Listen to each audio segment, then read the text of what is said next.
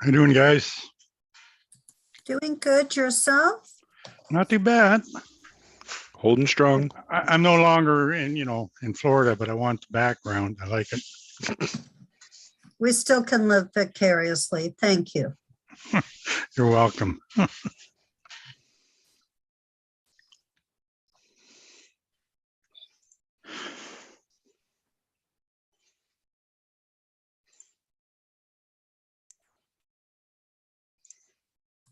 Just testing backgrounds. You can't, yeah, you can still see that, can't you? Well, it's like, this would be, what is it, like a DUI or something, wouldn't it?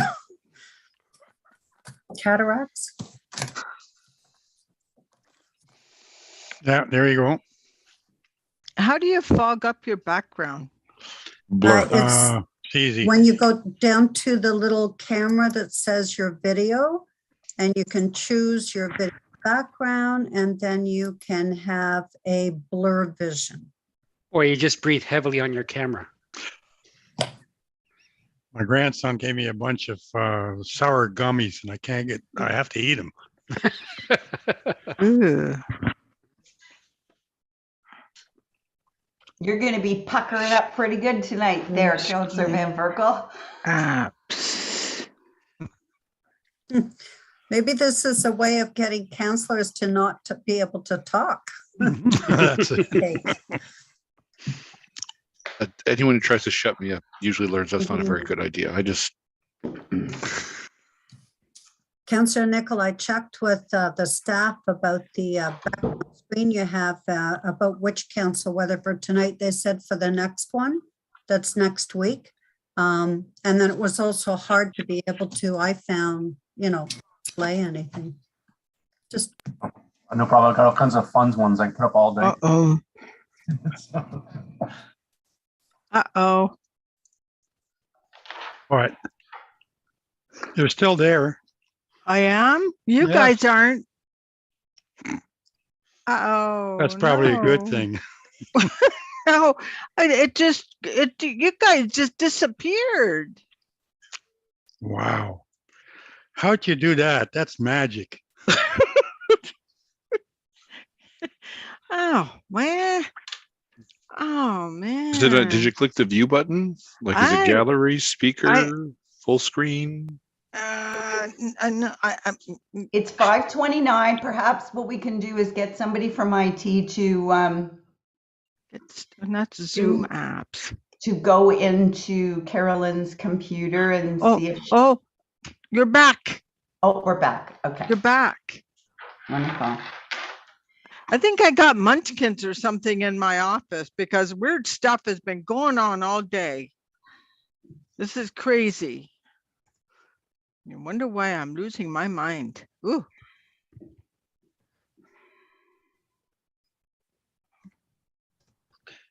Okay, it's 5:30. I'll check with IT at the town if we are live streaming, and I'm getting thumbs up from Mr. Ross. Thank you so much, Mr. Ross. Oh, I lost you again. So I'd ask members who are not speaking if they could please mute their microphone, and we'll get started with our special council meeting for Wednesday, March the 16th. And we have quorum and we have regrets from the deputy mayor this evening. So hello and welcome to this special council meeting. Please be advised that this meeting is being live streamed and will be audio and video recorded and shall form part of the record, which will be retained according to the town's retention bylaw. And for more information about the collection, please contact the clerk's office. And just a reminder to all speakers tonight to please remember to mute your audio when you're not speaking. Last year, the town adopted our land acknowledgement statement that acknowledges that the town of Innisfil is situated on treaty land that is steeped in rich Indigenous history. The town also acknowledges that this land is the traditional territories of the First Peoples of Turtle Island. It is shared between the Anishinaabe peoples of Beausoleil First Nation, Chippewas of Rama First Nation, and Chippewas of Georgina Island First Nation, and we thank them for their generations of stewardship. This meeting place is still the home to many Indigenous people, and as settlers, we are grateful for the opportunity to work on this land. The town acknowledges the forced sacrifices that are the foundation of Canadian society today. We are dedicated to honoring Indigenous history and culture and committed to moving forward in the spirit of reconciliation and respect with all First Nation, Métis, and Inuit peoples. So tonight we will start with a council workshop concerning the town of Innisfil's Civic Campus Master Plan, and then that's at 5:30, and then at 6:30 we will hear 2 proposed planning applications. So I will now turn it over to Manager of Planning, Mary Nordstrom, to introduce our speaker for this evening. Thank you, Your Worship, and thank you, council members. We're excited to be here tonight and share where we're at with the campus master plan following our targeted and extensive consultation to date. So Galen Pierce, our placemaker and planner, together with Max Folhammer, our future planner, will be walking through the directions of the Civic Campus Master Plan, the first of its kind for our civic campus lands. Recognizing it as an important community hub today and tomorrow, and integrated with the recent announcement of the RVH South Campus. So we're excited to share tonight and hear your feedback, comments, and questions on the direction of the campus master plan. So without further ado, I'll introduce and pass the virtual mic to Galen Pierce. I thank you very much, Galen and Mary, but I jumped the gun as usual. I was so excited to get going on this master plan. So I would now ask for Councillor Ices and Councillor Van Berkel to move and second that the contents of the special agenda for March 16th be approved as printed. And I don't think there's any agenda repair. Any comments or questions from members of staff, or members of council, any concerns? Seeing none, all those in favor? That is carried. I'll then ask if there's any disclosures of interest on this item this evening. Seeing none, I will then apologize for the interruption and go to Mr. Pierce.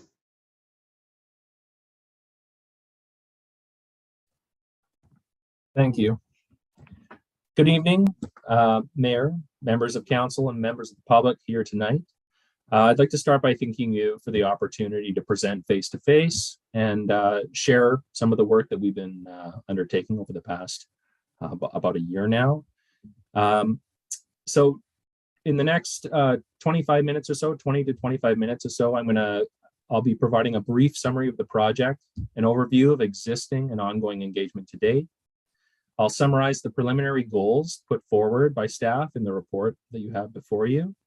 And I'm going to try to share some details on some of the most recent work that's actually ongoing. And I'll be actually passing the mic right away to Max Folhammer, who's our planning student, who would like to present some of the background information on our work. Thanks, Galen. And I'd also just like to echo Galen's sentiments as well, and how much of a pleasure and honor it is to present to everybody this evening. So we're first going to... I think I need permission to share my screen before we start as well. Galen, we can see the screen in front of us. So I don't know if who's got control, probably clerks, but if you just say next slide, I'm sure we'll move along that way. And welcome, Max. Thank you so much. And thank you to the clerk as well, who anticipated that perfectly. So we're just going to first take a look at what the Civic Campus is. And as you can see by the map here, it really refers to the cluster of the town's administration, operations, major recreation, and partner community service facilities located on the northern side of the campus. Environmentally protected forest and wetland features can also be seen on this map in the southern section of the campus. And all these elements can be found within the solid black line there, which does show close to approximately 40 hectares of town-owned land, minus the land owned by Kempenfelt Bay School and Empower. The direction report provides a wider boundary, which can be seen on this slide, which incorporated some of the land surrounding the campus, including the RVH site. What we are not doing here is implying future ownership of these lands, but rather flagging the opportunity for future collaboration with surrounding landowners for a couple different reasons. And these include addressing challenges of visitor movement between the future RVH site and the campus across from Yonge Street, to recognize the importance of some lands for realizing municipally significant goals, and to fully address the servicing needs for the broader campus lands. Next slide, please. Thank you so much. This slide gives a little bit of a broader view of the campus's location in comparison to other features within the town. So as you can see here, the campus is centrally located between several key settlements and employment areas. Between the campus and these settlements or employment areas, you're looking at approximately a 40 to 60 minute walk, a 10 to 20 minute bike ride, or a 4 to 7 minute drive, or a drive with Innisfil's transit. And it is located, as you can see here, in a quite central location. I should also note that these can also be found within the staff report. And I would also regret not pointing out that the campus is near to some other major landmarks within Innisfil, including the Lovers Creek Swamp, Centennial Park at 10th Side Road and 7th Line, and the Orbit at 6th Line and Alcona's boundary. Next slide. So now that we know what the campus is, we can look at what the Civic Campus Master Plan is and what the need is for it.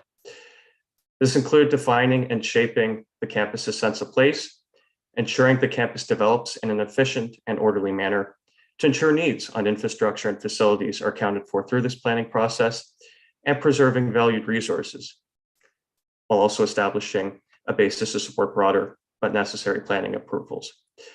Overall, all these together will create a campus which accommodates future population and employment growth, implements official plan policies, and results in a fantastic destination. Next slide, please.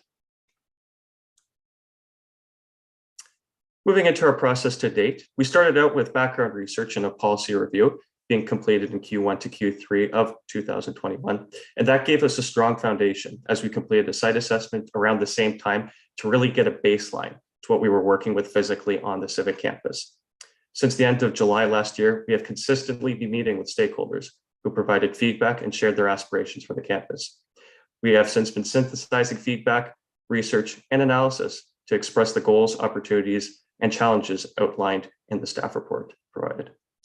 Tonight, we are sharing the results of that work with Council. The purpose for tonight is to provide an opportunity for Council to have comments and ask questions. Staff want to confirm that we are moving in parallel with Council's understanding and potential for the campus. This PowerPoint and comments from Council will be attached to the Get Involved page for public viewing and the public's benefit. After tonight, moving forward, we'll be taking comments back and continuing to refine the plan and prepare some visuals. And once that work is done, we will be looking at having an open house with the public and then return to Council with the revised plan for considerations. Next slide, please. So as I mentioned, since the end of July in 2021 and up to present day, we have been having meetings with external partners and internal staff to seek their needs, aspirations, and some pinch points as the town campus continues to grow and become a more popular destination. We have also drawn extensively from other projects which have had public consultation completed in the past and incorporated into their documents. These include the Our Place Official Plan, the Parks and Recreation Master Plan, the Land and Lake Master Plan Update, the Community Needs Assessment, and the Town of Innisfil's Cultural Master Plan. At present day, we are actively engaging the public through a survey posted on our online engagement platform, Get Involved, which will allow residents to share their use preferences on the campus. Information on the preliminary direction of the campus has been provided for the public, and I would encourage any member of the public watching this presentation to please go and fill it out. Once this has been completed, the feedback will be used in the next phase of the plan's refinement. Next slide, please. So once we completed all of these stakeholder consultations previous to this meeting, there were a couple of key themes that repeatedly were brought forward and informed the report made available. These themes include diversifying outdoor and indoor recreational offerings to not only include a greater variety for town residents to enjoy, but to also make sure that the town is getting usage from these different activities on a year-round basis. Suggestions included tobogganing, cross-country skiing, hiking trails, and many more. Another theme that was brought forward was expanding community services and advancing the community hub concept. This is described in the official plan and would take the form of a building, which will be able to host a variety of new activities, such as community meeting rooms, office spaces, and a library. In terms of prioritizing cultural investments, some suggestions included indoor-outdoor theater, suitable space to host a variety of events, public art, and speak a little bit more to design, create a space which will provide an environment where people can be creative and enjoy the arts. Some of these may be also located in the community hub. And then finally, we also recognize the opportunity for economic development, especially with the RVH South Campus being located across from Yonge Street. Planning staff working closely with stakeholders examined opportunities to locate ancillary medical services. And this includes the potential to provide space for services such as dentists, optometrists, or even more specialty medical services as required. Overall, this would promote employment, investment, and add services on campus, as well as services more broadly for Innisfil residents. All of these different themes are explored in further detail of the staff report provided, as well as will be further examined by Galen here continuing in the presentation.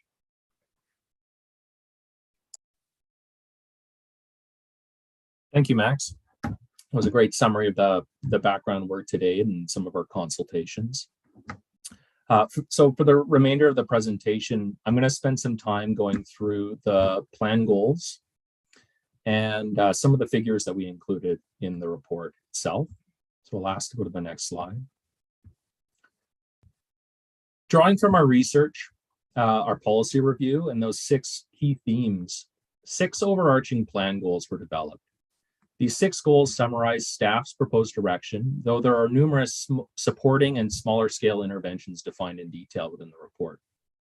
First, and perhaps the biggest change proposed for the campus, is the proposal for a designated space be designated for professional medical offices, employment supportive uses, and future institutional partners to be developed in parallel with the RVH South Campus in the formation of a health services and employment destination. Second, staff emphasized the importance of improved internal and external site connectivity improvements with a focus on active transportation and preparedness for future fixed route transit. Third, goal 3, we propose detailed design guidelines to shape the sense of place over time and to implement our vision for a prestigious and enduring institutional campus. Fourth, we propose taking greater advantage of the natural heritage resources on and around the campus through investments into conservation-based outdoor recreation. Fifth, we propose growing the campus as a community service and cultural hub. So over the next decade, I should say, transforming the campus into an even more active and vibrant community destination. And last, we view the campus as a potential site for municipal experimentation and leadership on climate adaptation, mitigation, and sustainable development. So what I'd like to do for the next handful of slides is to take a few minutes to explore and expand upon each of those goals with the assistance of some visuals to help communicate these ideas to council and public. Next slide, please.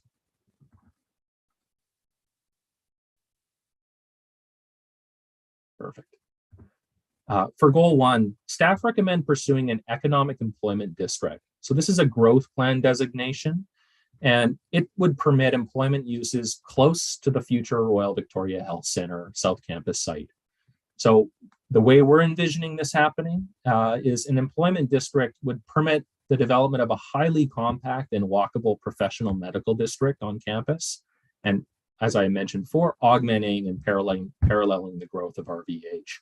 It would incorporate employment supportive amenities and services as well, similar to Innisfil Heights, which permits some limited convenience retail, food options, and open space enhancements, quality landscapes, like I've sort of included in some of those images.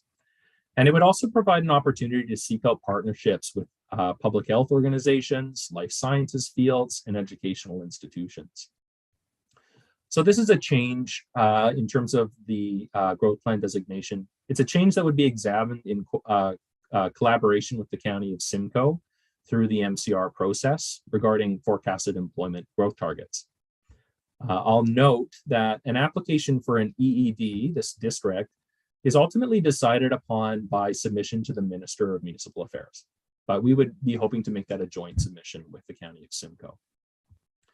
So as a major change requiring planning decisions to be made, there are numerous next steps to advance with this concept, including pursuing dialogue with the County of Simcoe on the appropriateness and the merits of this application to the ministry, initiating an economic impact assessment and market study to establish a basis for future land development processes and other municipal responses to the proposed health center. We would also be preparing service needs estimates to in-services and incorporating that anticipated growth on campus. And last, following the completion of the master plan and the economic impact assessment, we can start to consider developing a land development and marketing strategy, as well as seeking out those collaborative partnerships, which is a very exciting phase to think about. We'll go to the next slide. Goal 2, pedestrian priority.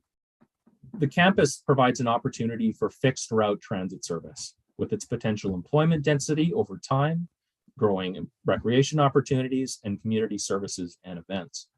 As such, the campus will be a strong candidate for further study and piloting for higher order transit initiatives like bus and shuttle transit.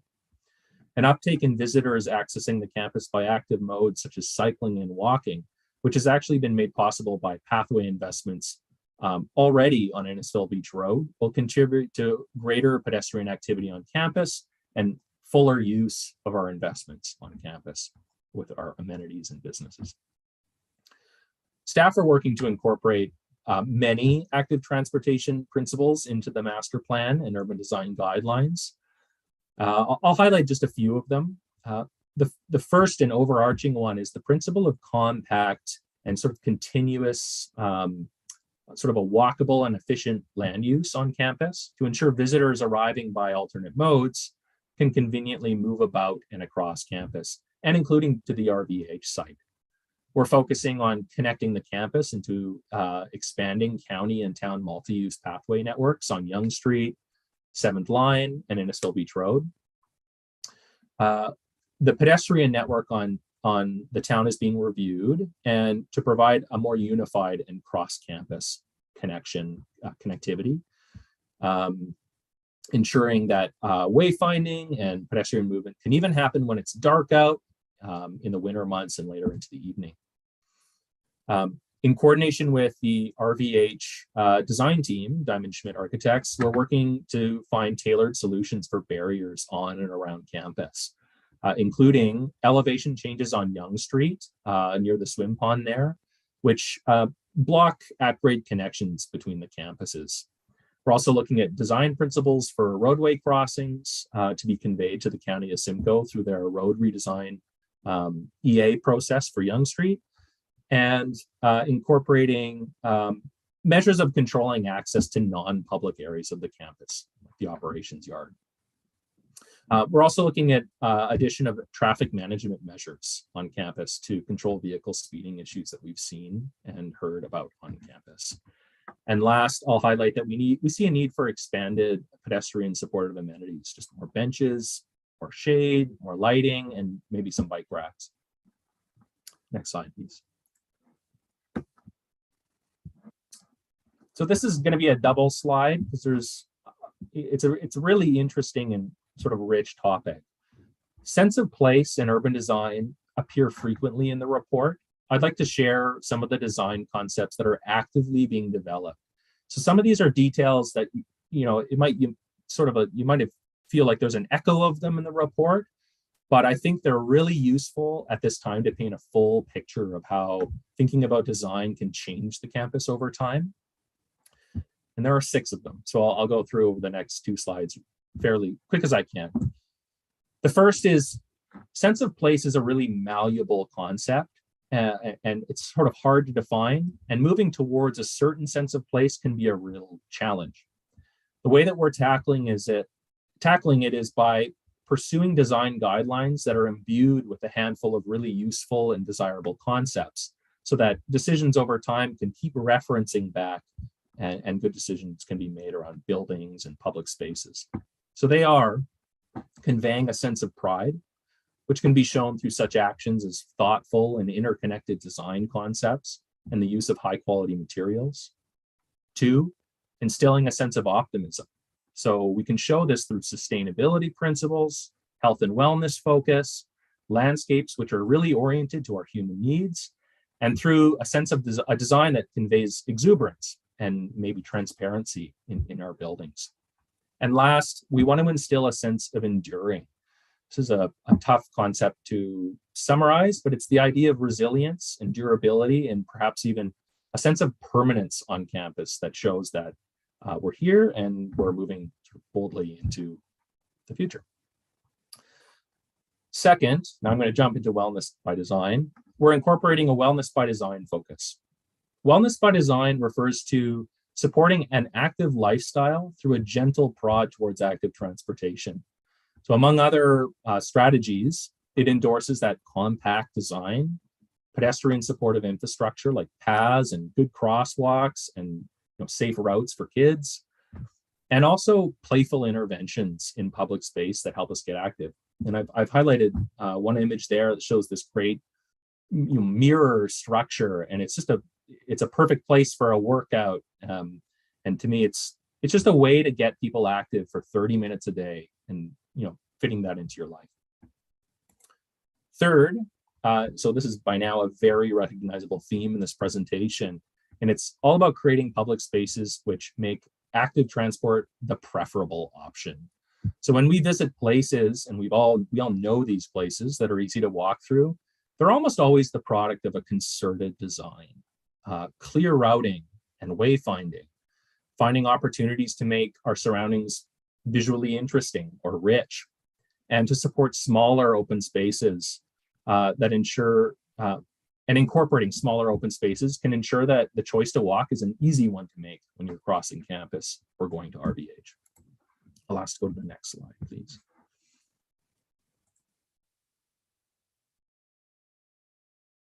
Perfect. Fourth, we argue for what's referred to as a mosaic of landscapes and open spaces. So this is the idea that landscapes are designed to meet human needs and better connect us with the buildings and natural features and amenities within and surrounding our campus. Smaller, generally, more diverse and more frequent, and purpose-built open spaces are what we're looking at proposing. Fifth, on public safety.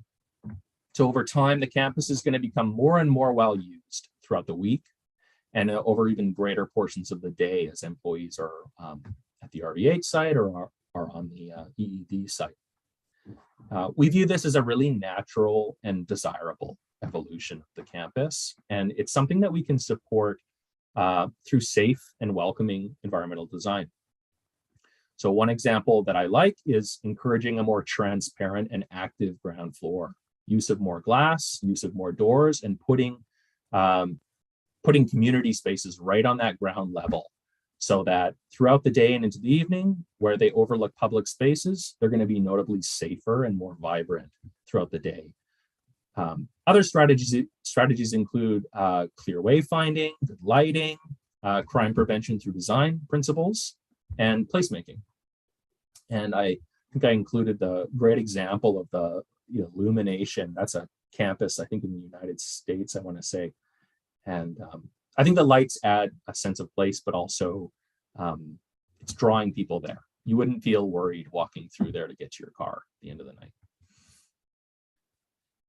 And last, compactness and density, as we've been describing, brings a lot of benefits. Planners love compactness and density, but it can also bring congestion and perhaps an undesirable overlap if we're not careful.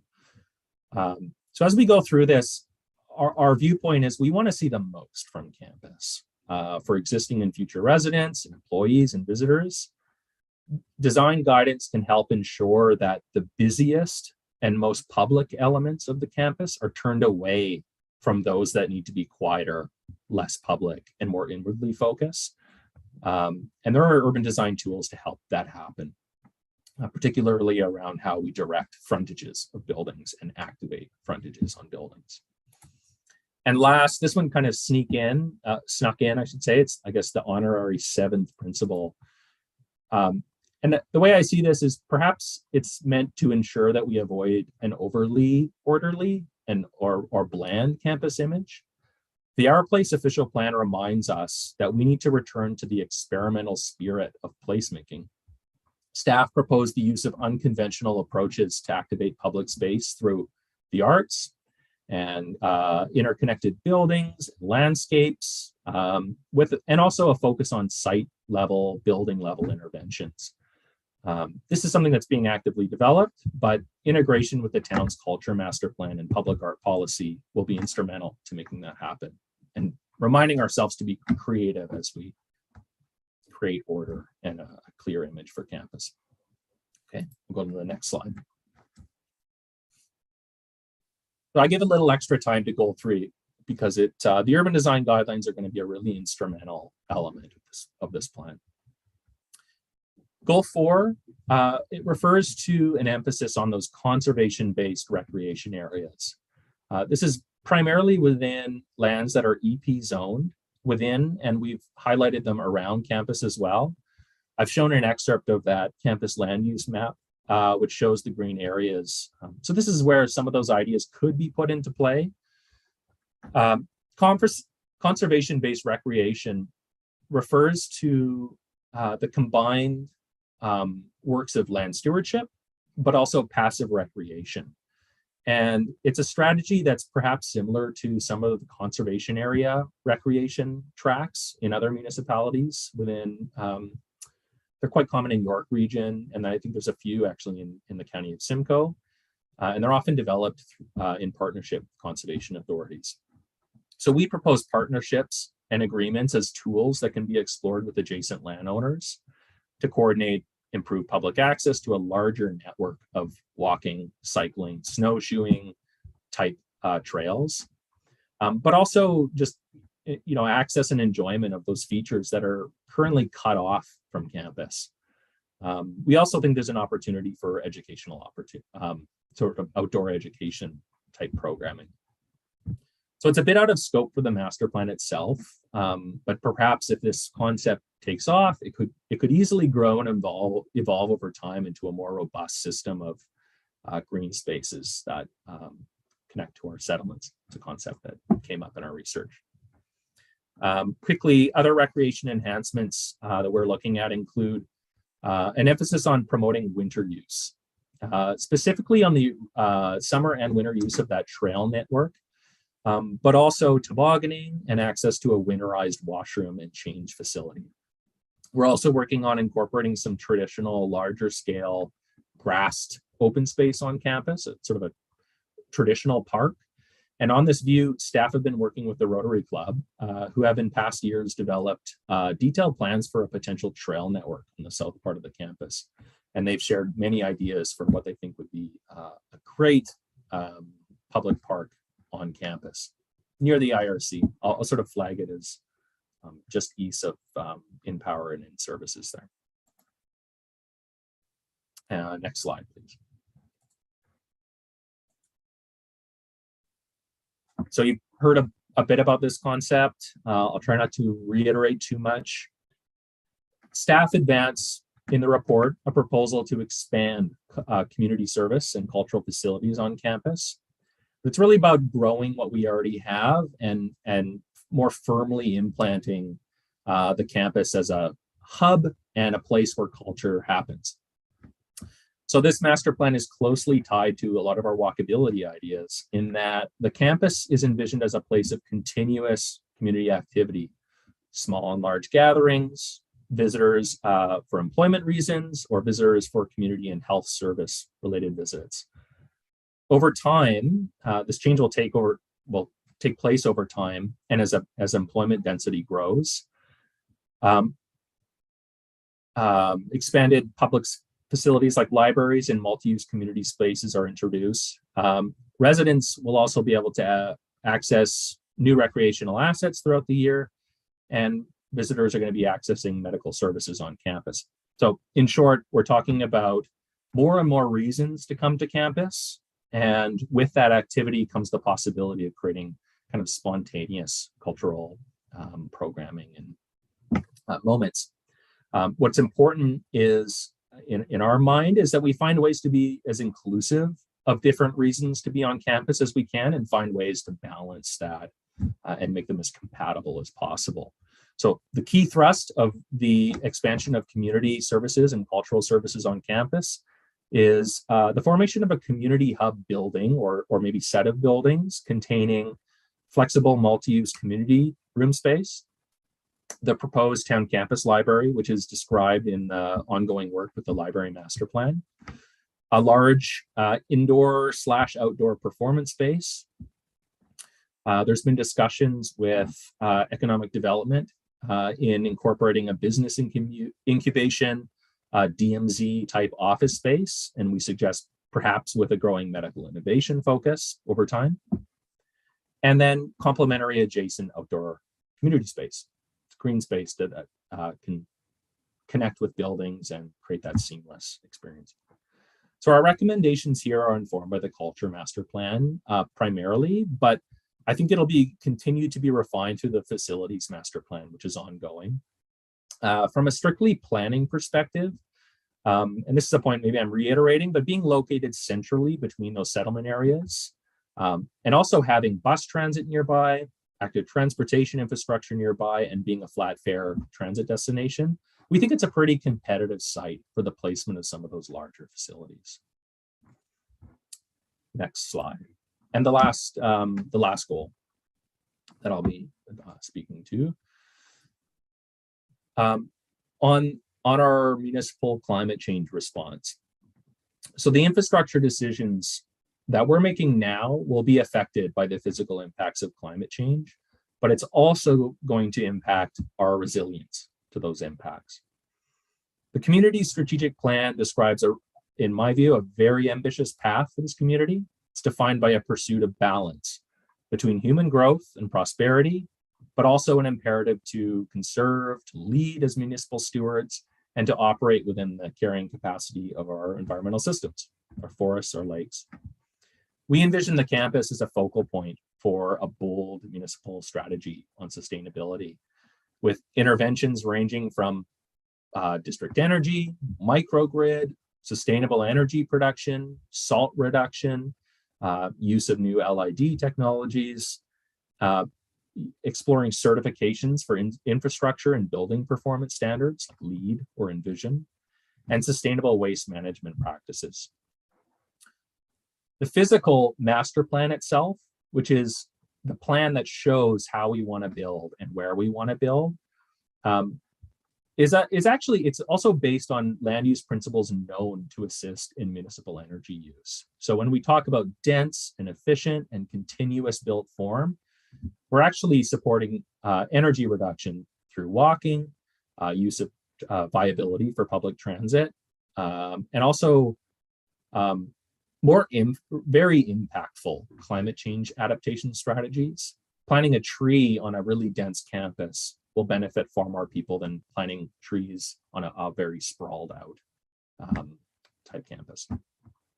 So acknowledging that the integrated sustainability master plan is ongoing, and we're still working with that team.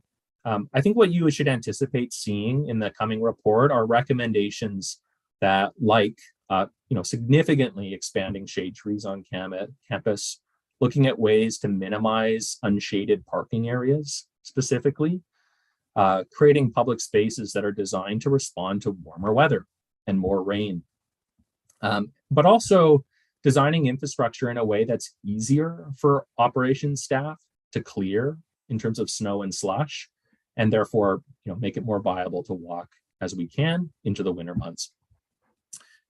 So those are some of the approaches you might want to see, and they may or may not be actioned within the plan, or they may be actioned within the integrated sustainability master plan, which really takes a broader town-wide approach to defining our commitments. Okay, so I'll go to the next slide, please. So that concludes the 6 goals that I wanted to go through. I want to touch quickly on several of the figures attached to the report before we open up to any questions or comments from council. And there are 3 I'll highlight. The first here is it indicates the overarching land use is being considered in this current draft. So in red, we've shown the land selected by RVH for the future South Campus. In blue, we've highlighted lands for the employment district, and I'll note it includes lands on both the west and east sides of Yonge Street. In pink, we have community services, including our existing town hall, South Simcoe Police, Kempenfell Base School, but also we see it as containing the future community hub building or set of buildings.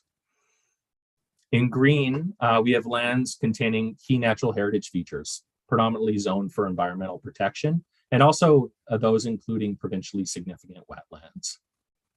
And last, in brown, is our town's operation yard. So I'll keep this image close, or I won't keep it close. I think Kevin will keep it close on my behalf. But if there's any questions, I suspect we'll come back to this just to reference and whatnot. But I'll ask to go to the next slide quickly. So in this second image, we show the team's preference for using existing roadways. So in thicker and darker red, we have the existing roadway alignments and the major roadway alignments for moving in and out of campus. And then in lighter red, there's those 2 curves. They're very much figurative, schematic, to be sort of clarified, but they show smaller internal roadways proposed to provide access for those employment district areas. And that would be for the purposes of accessible parking, parking lots within those district areas, as well as service access. And I'll note that roadway widening and slight readjust alignments will likely be required in some areas, as much as we like reusing the existing alignment of roads on campus, particularly on Yonge Street, just north of the IRC. We see that as one that would likely need to be widened given the movement of vehicles from RVH onto our site. And the widening it's not just for moving vehicles, it's also about incorporating some of the complete streets objectives that are in our engineering standards and town policies, as well as active transportation principles, making sure we have the walkways that we as wide and as comfortable as we want them, as we need them to be. And I'll jump to the last slide. We have a figure here showing the proposed modified grid of pathways on campus. Modified grid, it's a term we use, but the idea is we want those nice, clear east-west, north-south connections across campus. The purpose is really to make it really easy to navigate in the evening and in the winter, and you know generally where you're walking because they all sort of run east-west, north-south. The schedule shows 3 major pathway types. I'll start at the bottom. I wish I ordered them differently, but the county multi-use pathways are those on Yonge Street and Innisfil Beach Road. With Innisfil Beach Road, I think substantively completed to the east at least, and the north-south one, I believe, is proposed through the Yonge Street EA, which is ongoing. It also shows in red what we call tier 1 walkways. We're trying to develop a tiered walkway concept. So tier 1 walkways are wider. They're more formal pathways, and they have a function of sort of retaining a nice view shed, a nice view straight across campus. So, you'd start to see, use of pavers and use of integrated lighting to make those really distinctive pathways to the EED, to the community hub, and across to RVH. And then I've shown in light blue the multi-use pathways. Now we have some multi-use pathways on town campus. They're generally a 2 to 3 meter wide. I want to say generally asphalt type path, and their function is providing access to those EP areas and for cycling and walking, that type of recreation. And one last note is I didn't include, there is another tier of walkways, and that's just the traditional sidewalks. I kept those off because I thought it would be too cluttered, but their purpose is just getting people to buildings, to open spaces, and parking lots. Okay, so we'll go to the next slide. Yeah, in addition to questions, it's more just comments or thoughts or concerns you might have. We welcome any ideas and are happy to discuss the concepts put forward so far. Thank you so much, Mr. Pierce and Mr. Fallhammer. Great presentation. And I'll go to council members now for questions and comments. Councillor Fowler, then Councillor Van Berkel. Thank you, Your Worship. I was taking notes as we were going through the goals, and I have pretty much one question, but a lot of positive comments. When it comes to the businesses that we're looking in the region, are we going to be giving preference to local suppliers, or are we looking to diversify as much as possible, or are we leaving that to happen organically? I think that's something that would be developed through the economic impact assessment of the hospital. Something we noted in our research is a lot of municipalities, Oakville's, the St. Catharines, who have developed hospitals recently, they sort of led the redevelopment of those districts with an assessment of the market. And I think that work informed the land use planning that went into it. In terms of attracting sort of local suppliers, that might be something that could be explored through a council policy,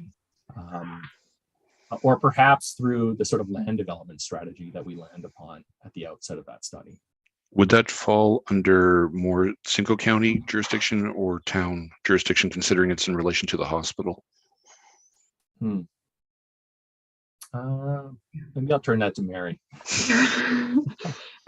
Yeah, and in terms of the use of local trades, the RVH process will be going through their own sort of site plan, their site plan process, and any economic development buildings that are supported and pursued on town campus would be on town land. So there'd be a sort of a opportunity for different, depending on where they're located, but we are working collaboratively with RVH and setting forward, good sustainability and design principles, and the use of local trades is and materials are very much within those sustainability principles that we're working collectively towards. So that's something that we can certainly capture through this master plan to help inform those decisions on whether it's town land or RVH land or other lands on the campus. But yeah, good question.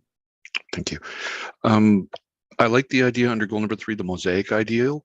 It breaks it up into a varied environment, which is something that a lot of people need. If you have it as one large area where everything is very uniform, it doesn't have the same pop. So I like the idea of diversifying the environment. When it came to goal 4, there was mention of education. The first thing that came to mind was Marsh. In Marsh, they have regions like, for example, I took my son up there this past year, and we saw at one point they have a beehive, like a house where they can actually see the process of the honey, and then at another point they got an aviary with an owl house and whatnot. So something like that I think would be really good on an educational level. The schools could use it, and then people could do it in the summertime, wintertime, whenever the case may be, something that is always there and fresh for them. And lastly, for goal 6, I have one question. And we're talking about the different methods and sustainabilities that we're looking for. How flexible are we going to be able to be with these? Because if we have something that works really well, we can easily say, yay, we've done this. It looks really, really well done. But if there's something that doesn't work, that there's a negative reaction from the public, or like, what do we do in that scenario? How are we able to take a small section and just reform it with ease, or is it something that's going to be a little more concrete and a little more difficult to alter as time progresses? Yeah, I think it comes down to the nature of a pilot, and what we select is something that we can experiment with, and what interventions we might select that we need to do our background research on. The construction of an office building for town hall, let's say, or an expansion to town hall, let's say, that is totally passive. while there are clear benefits around the quality of air and the, the work environment and energy reduction, but we would never experiment with a passive home. We would do our research and say, all right, this is a clear commitment that we can make. It's a tough one in that we have this integrated sustainability master plan happening concurrently. And I think as we continue to work with that team, I think we turn to them in terms of how they, in their research, emphasize certain strategies and how they bring forward an evidence case for the best interventions based on our space. For us, I think when we look at the campus, we think, well, we have potentially a dozen buildings being constructed, or half a dozen buildings being constructed with this district. Do we get ahead of it and introduce that district energy? Well, we can talk about that as a principle in the master plan, but I think we'd probably be looking to the integrated sustainability master plan in terms of saying, providing a bit more background on those benefits and returning to council and supporting council at that time and making a decision about a major investment. Thank you, Councillor Fowler. Councillor Van Berkel. Thank you, Your Worship. Thank you, Mr. Pierce and Mr. Fallhammer, for your presentation. It's an ambitious plan, but well received by me anyway. My question is, because we're talking about larger rooms and visitors and stuff like that, has there been consideration for lodging such as a hotel, motel in the, in the employment area?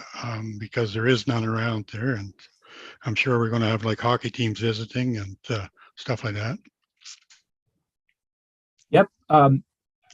So I have a couple points on it. We haven't laid out a hospital site on the campus. I will say that in years past, before the master plan process took place or started, really, there were discussions about the viability of a hotel on campus. And we actually had some business people, we actually had conversations with business people on the prospect. They saw it as highly viable on campus. At that time, those plans were sort of thwarted by servicing at that time. So, because that's the first point. The second point I'll quickly highlight is, I think it's on page 11 of the report. We go through in one of the tables some of the land uses, some of the businesses that we found around hospitals in Southern Ontario. There's 5 hospitals we looked at. And so it says, the high likelihood that we would probably attract a physiotherapist, or, and I think there's a second table, and there's a handful of sort of outlying uses that we didn't find in every single hospital, or we didn't find 5 of them at every single hospital, but hotels appeared, I think 2 or 3 times, I want to say 2 times, within 800 meters of those hospitals. So in our view, yes, it's very compatible with a hotel and maybe even the employment district, and maybe even the town's community spaces. If we have an event space that's large enough to host a big wedding or a convention or something like that, we're going to want that nearby. Where it occurs, we can look at it. I think we'd want to take some time to pull away and look at it, but within 800 meters of a hospital is likely viable. Thank you. Thank you, Councillor Sadi.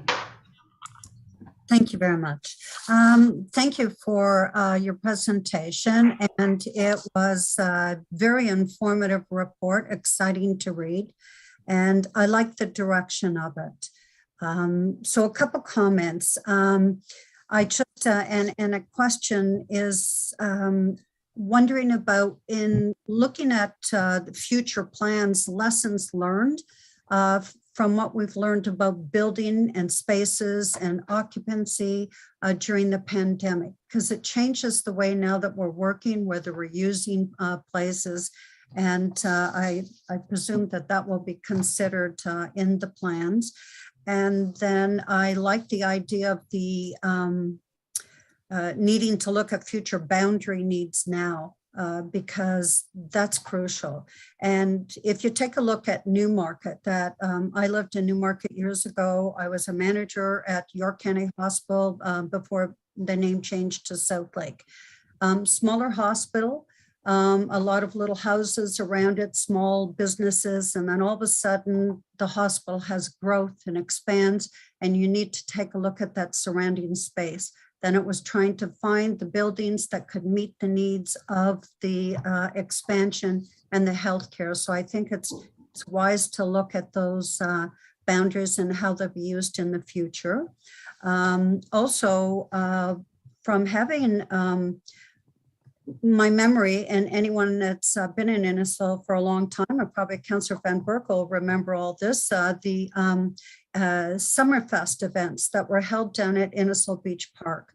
So there would be concerts, and the sound from those concerts at nighttime, I live over near Lakeside Retirement, Innisfil Beach Road, St. John's. At nighttime, I could hear the concerts perfectly from my home. So I think the one thing that you need to take into consideration too, I think it's key to have this civic campus that offers cultural and multicultural events. But I think when you need to have some caution with outdoor concerts, especially with the hospital across the street, because that sound carries. And if you're a patient and you're trying to sleep, that hospital is going to be getting a lot of complaints. And it may seem silly, but it does carry.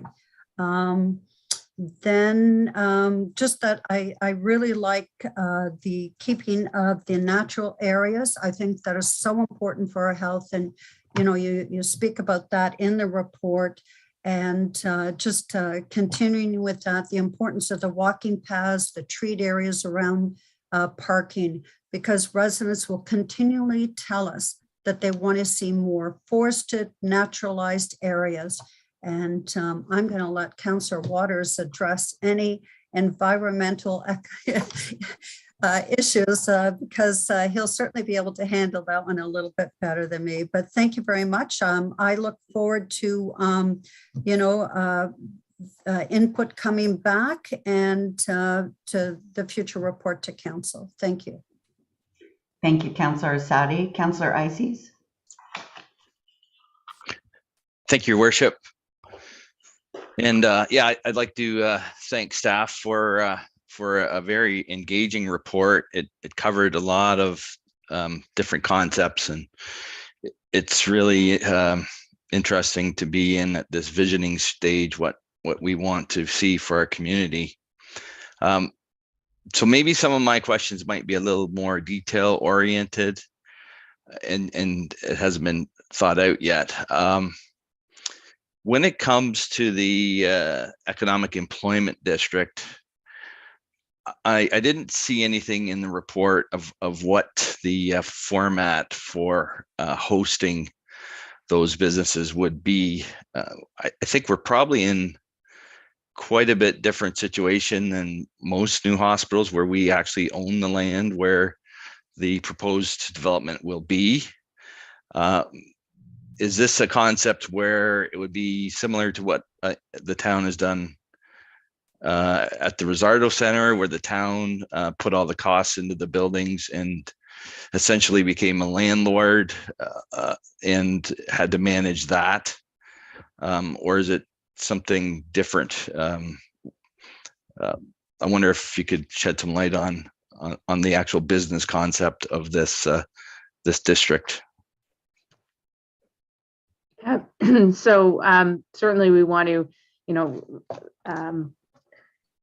build on the successes of the Rizzardo Center, and as Galen identified, so the first step, we will certainly get to those details, and there will be more conversation with council about what those details would be. But the first step is identifying that through the MCR and to the province that there is this economic employment district, which then allows us to study and say, okay, what are the types of uses and what kind of densities are we talking about here that would support the RVH and the civic campus and the vision that we're putting forth.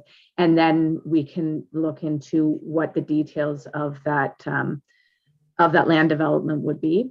So those questions are top of mind, but we're not ready to ask or dig into what that would look like and bring that back to council before knowing that we have that sort of policy framework in place from the province, and have that economic development study done that says that, you know, these are the types of uses and the types of partnerships that we've seen successful elsewhere. Like, that will be certainly something top of mind that we are plugging into that further study. Okay, thank you. So that the next question I had was, you know, as this site is central in the town, the fortunate part is I don't see anytime soon where people accessing the site won't get there by driving. I didn't see a lot of spaces designated for parking. I'm just wondering if there's some thought about how you're going to handle parking. I seen where the roads were projected to go, but maybe some comments on how many cars we would expect and where they would go. Mr. Pierce, I'm going to get you to answer that question, but I'm just going to interrupt for a second. It is almost 6:30, and so anyone that's joining us at 6:30 for the public meeting, I just wanted to let you know we're just most of the way through a workshop that started at 5:30. So if you could bear with us for just a few minutes while we finish that up. If the conversation goes on too long, we'll possibly have to pause the workshop and go into the public meeting and then come out again. But if you could just be patient with us for a little while longer. I'll try to answer quickly as I can. So we have looked at some parking numbers. So when we did that review of the types of businesses that we see around hospitals, we use that information and our understanding of the size of the future health center at RVH to get an estimate of the amount of floor area that we would expect to see, or at least a rough area. And from that, we can apply our current medical office standards or convenience store standards to extrapolate an amount of parking. So we have looked at it. We didn't incorporate it in the land use images. I think we sort of set aside, we envision that happening both in that north quadrant with smaller lots, integrated smaller lots and accessible parking, and a larger lot connected to the south campus, or sorry, the South IRC parking lot just west of it. And I think I hesitate throwing a number out because I might be misremembering it, but we're talking about the order of creating another of those South Campus parking lot, South IRC parking lot again, maybe that plus a little bit, and spreading that within those smaller lots and maybe a larger centralized lot. The other thing we're looking at is, and this is why I'm going to hold back a little, is until we have that economic assessment done and we have that market analysis done for what's going to be most viable, it's hard for us to really say with certainty what those parking needs are going to be. And it's also hard for us to say whether underground parking or structured parking is going to be made viable based on the land values. So once we know that, we can say, you know, we can start to expect structured parking, and that can significantly reduce the area, both for surface parking, but expanding area for employment uses. So that's the caveat I want to throw out there, but we have looked at it, and it fits with surface parking, I should say. Thank you. Just one more question, and that's has to do with the goal of expanded recreation for the town, and the importance of that. And I definitely would agree that we want to have a healthy community. The report talked a little bit about private partnerships with landowners to expand a network for outdoor recreation. And in one of the maps in the report, it shows a natural heritage system that you might suggest where those trails could go. There are pretty large concerns from the agricultural community about that. In the MCR process, the natural heritage mapping system,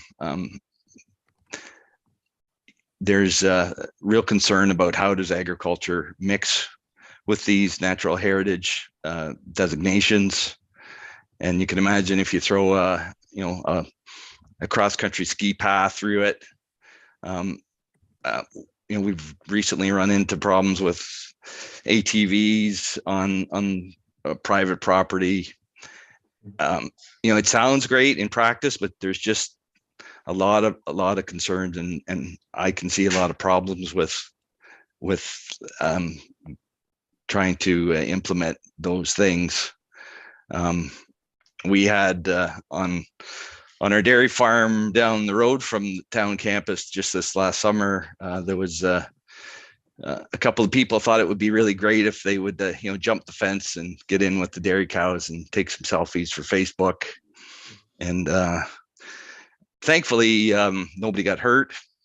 There was a bull in the field there somewhere. Maybe the people weren't wearing red or something like that, that they were okay about it. But those are the things that we're very concerned about. So I wanted to have that point mentioned in that discussion. Thank you, Councillor Ices. I don't want to curtail this very good conversation. There's still a couple of councillors who want to speak. So I'm just going to take a temperature check both from staff, whether you can stick around, and from council, whether we want to adjourn this or pause this meeting and go into our public meetings and then come back to this, or did you want to finish up? Thoughts? Councillor Nicol? Your Worship, I had a couple of comments, but I'm more than happy just to forward those to staff just to review. So we're just accepting this anyways. There'll be something that comes back, so I don't need to prolong the meeting any longer. Okay, Councillor Waters? I wouldn't mind continuing the conversation. It's either afterwards, or I can just be fairly brief with mine and not ask for comments back. Just they can take notes on that. It doesn't. I'm flexible. Yep, go ahead then. Okay, so first of all, I want to thank staff. I think it's an awesome vision for the campus. I like all the goals. I like the look and feel. I like the education piece. I like the extended green piece around the outside. I think combining that with the hospital green space that they have and having a walkway underneath the roadway would be awesome to be able to connect those two together to give patients access to our property and us access to the back of their property. I think would be really nice. I like the sustainability piece there. So I like the whole thing. It's a grand vision. So whether we run into the same problems as we had with the orbit, where we have a grand vision and then we start realizing we can't implement it, is a major concern. I will just mention a few concerns that I do have. Is one, I see this kind of as an island. And that it's going to be used during the daytime and maybe partially in the evening, but then it's going to be dead. And so I didn't know whether or not there wasn't whether staff were thinking about that as Innisfil grows, is there an opportunity to put a medium density residential around the outside of it so that there's more ongoing use of the property? So I didn't know whether or not you had thought of that piece in terms of making it more of a community as opposed to place that people visit. I have the same concern as Councillor Ices did on parking. I think parking can really interrupt the vision you have.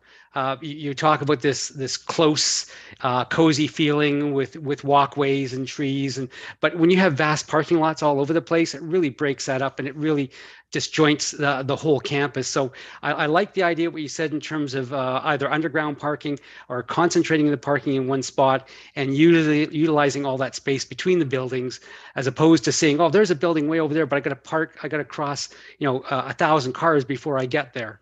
So I have the same concerns as Councillor Ices did on the parking piece. I think we really need to fix that to get this look and feel that you're talking about. The last piece is around the sustainability piece.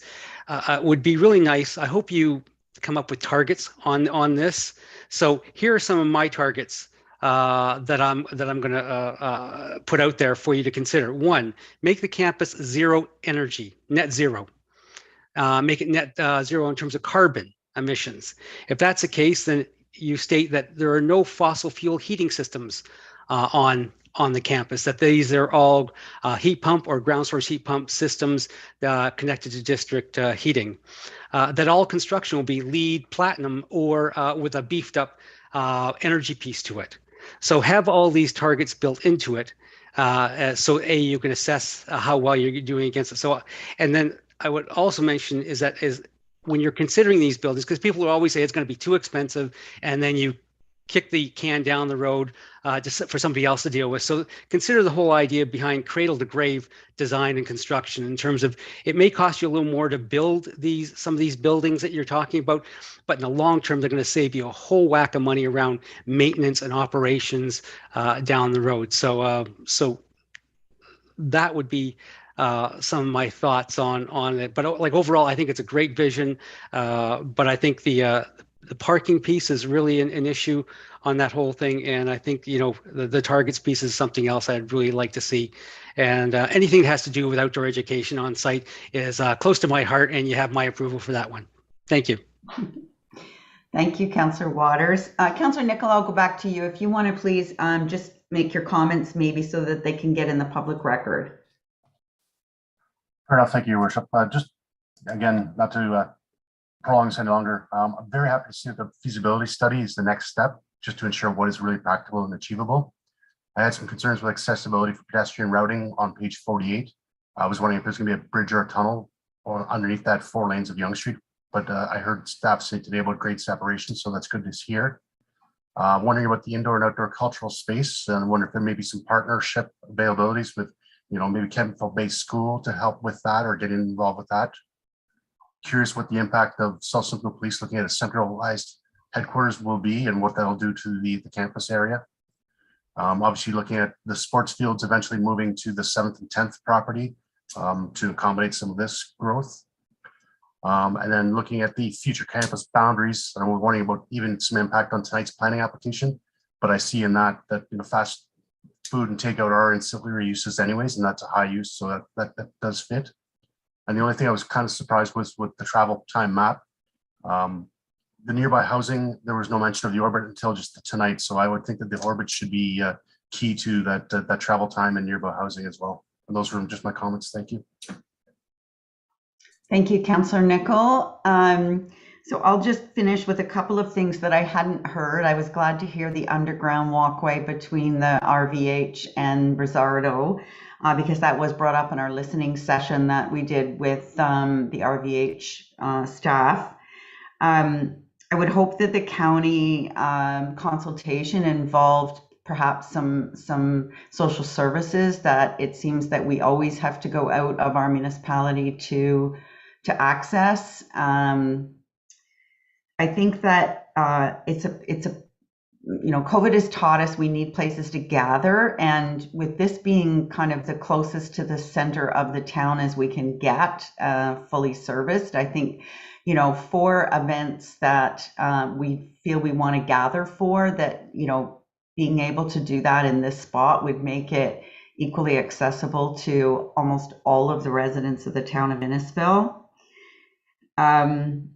The EED, I was hoping might also, there might be appropriate in there for education or some kind of center of education for medical, understanding that the RVH also plans on having some like non-medical, like non-hospital related ancillary uses there too, but that would be good to have. And finally, I just wanted to quickly say, when I joined council, this corner of town had a town hall, which is no longer there, which was not accessible. And actually one councillor chose not to run again simply because they couldn't access the council chambers.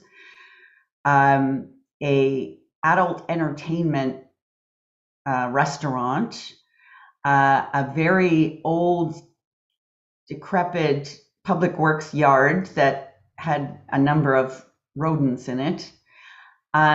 So we've come a long way, and what we've done here at this corner is beautiful. And I know when we had people from Collingwood who were vendors at the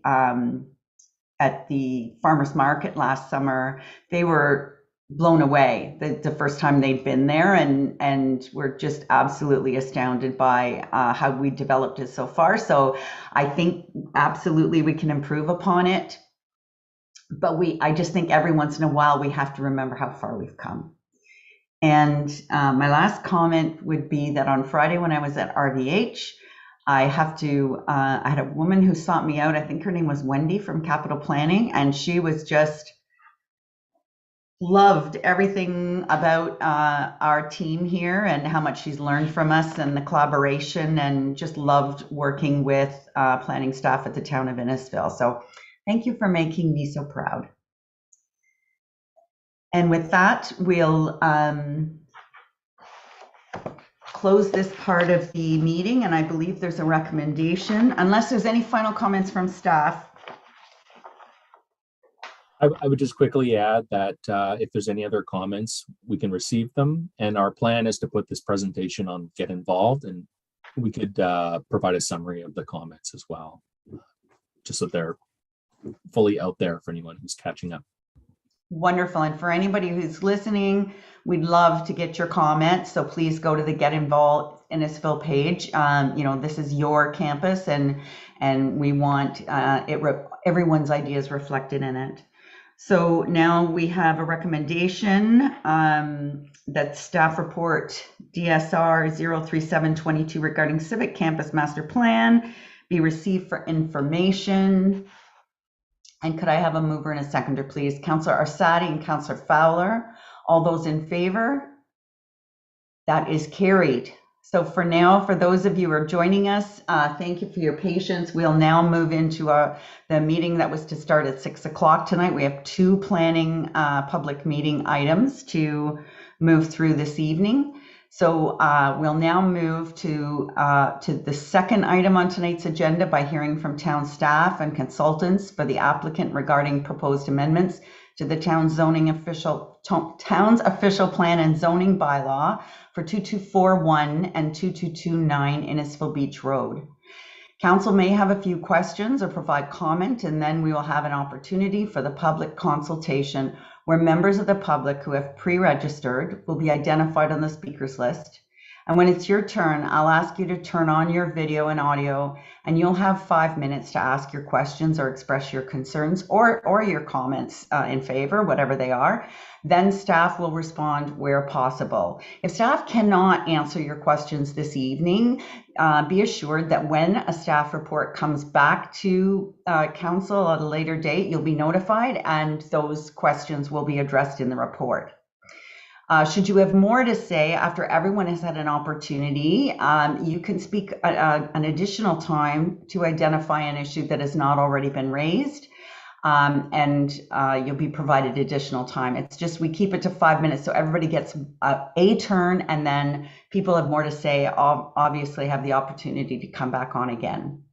Should any member of the public watching the live stream wish to make comment during the meeting, they can email Clerk's Services, where the Deputy Clerk will be monitoring for input and will provide your comments to council and town staff during the meeting.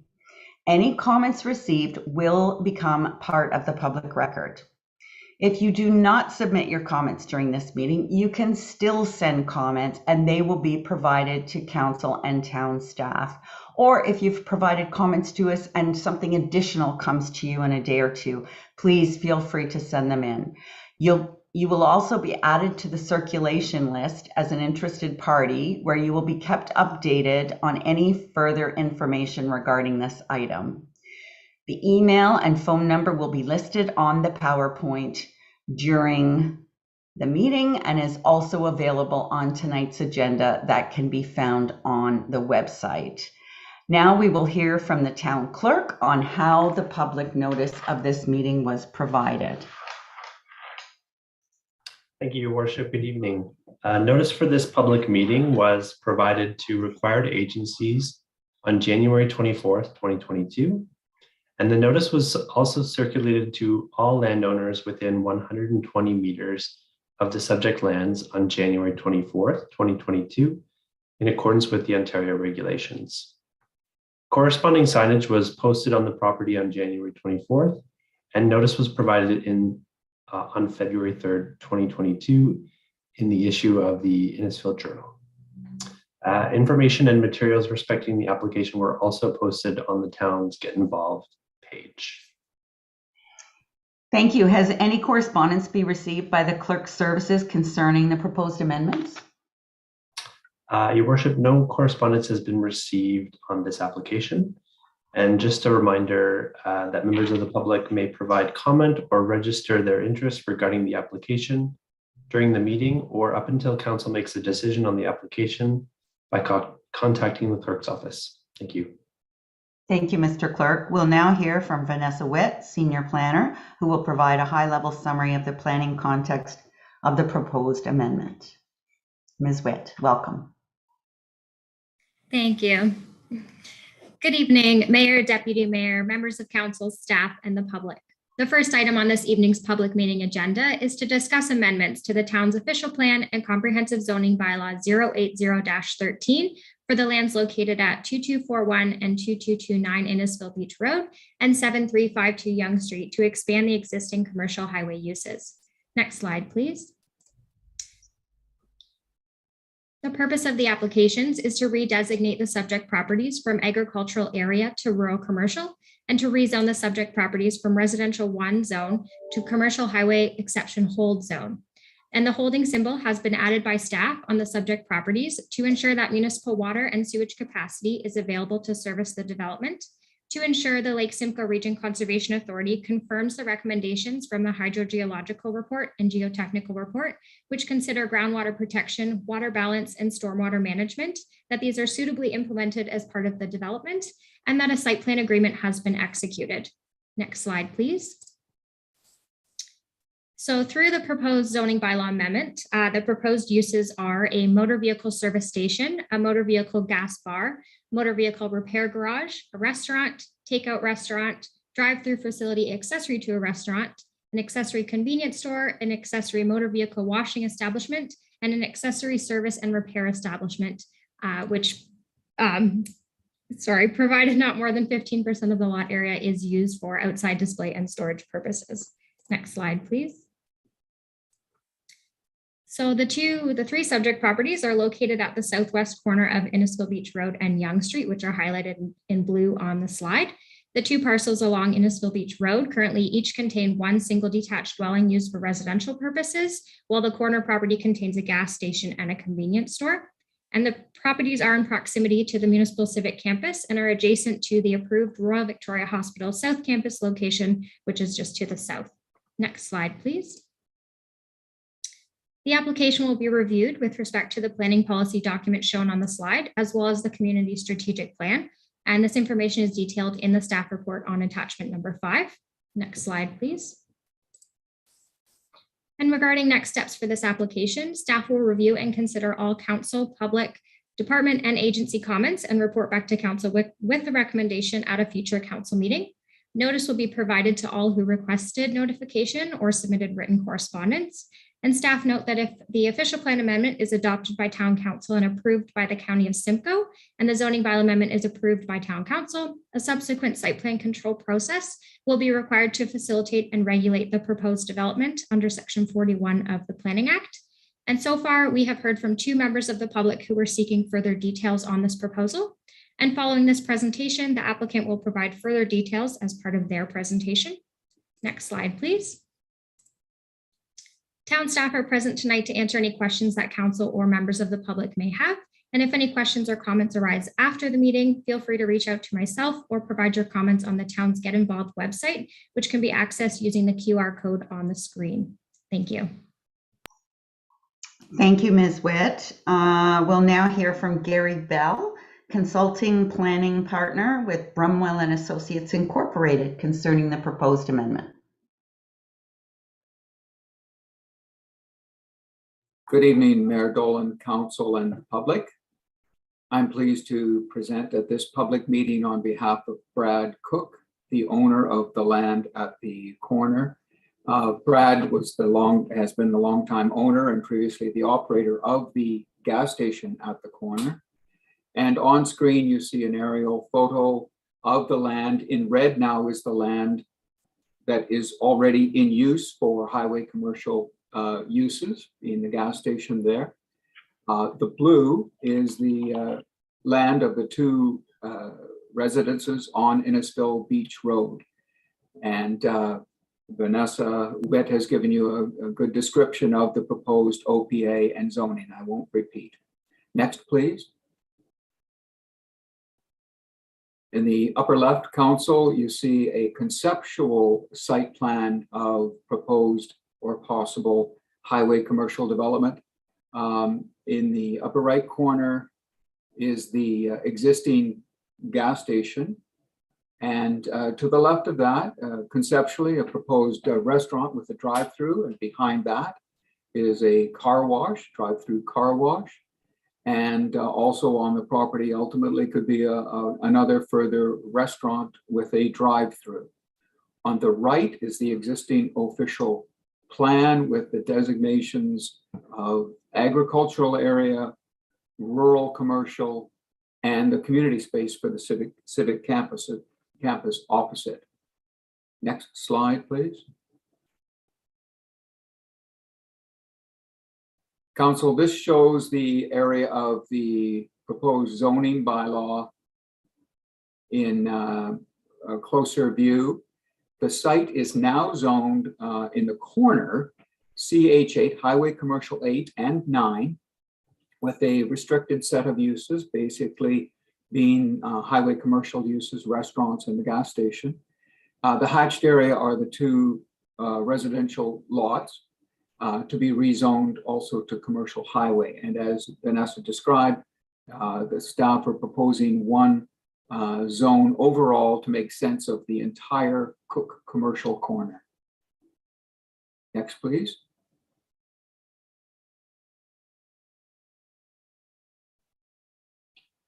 This slide in the upper left shows a photograph of the two residences on the Innisfil Beach Road portion of the property. And on the left, the gas station now. Here's a bird's eye view of the existing commercial area, highway commercial area. The land along the left side of that is now the tile bed servicing the commercial area. In blue are the two residential lots. Next, please.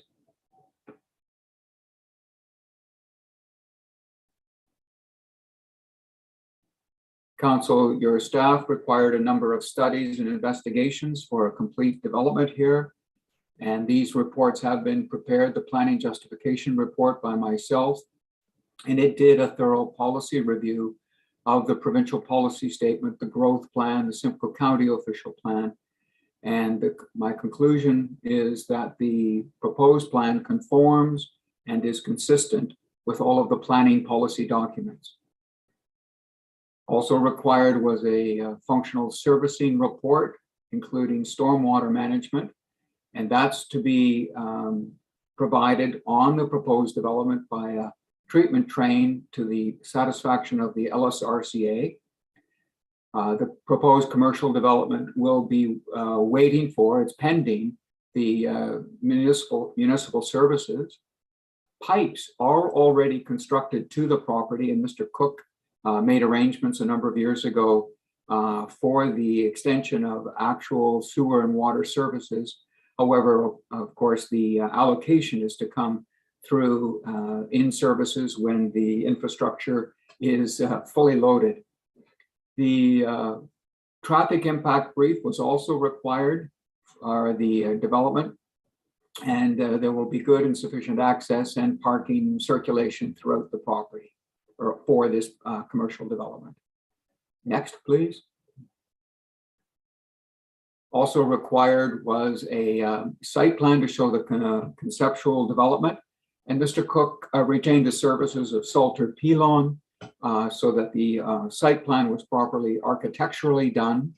And that firm also provided a brief to discuss and describe how the project enhanced placemaking, which has been very important even tonight, as we've heard. And they've concluded that the development will complement and enhance the existing neighborhood around the Civic campus and provide an appropriate, convenient service to those who work, play, and commute between the settlements and the area. Council also prepared was a tree inventory and an assessment and compensation plan by Landmark, preparing for actual development of the site, and they've provided recommendations. Next, please.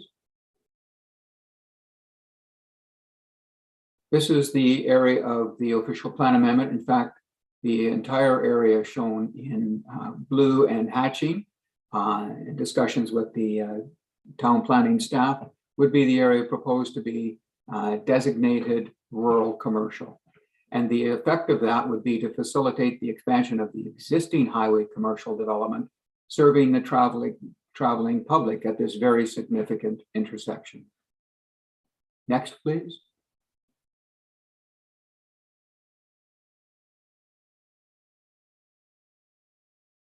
The planning analysis concludes how the proposed development would comply with the detailed provisions of your zoning bylaw. I don't propose to go through them, but that'll have to be demonstrated again in full on an actual site plan application in the future. But the preliminary design shows that a properly designed project can comply and will comply with your zoning bylaw. Next, please.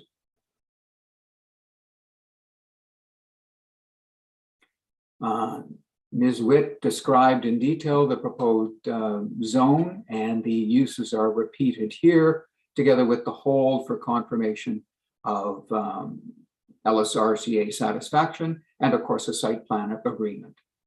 Next, please.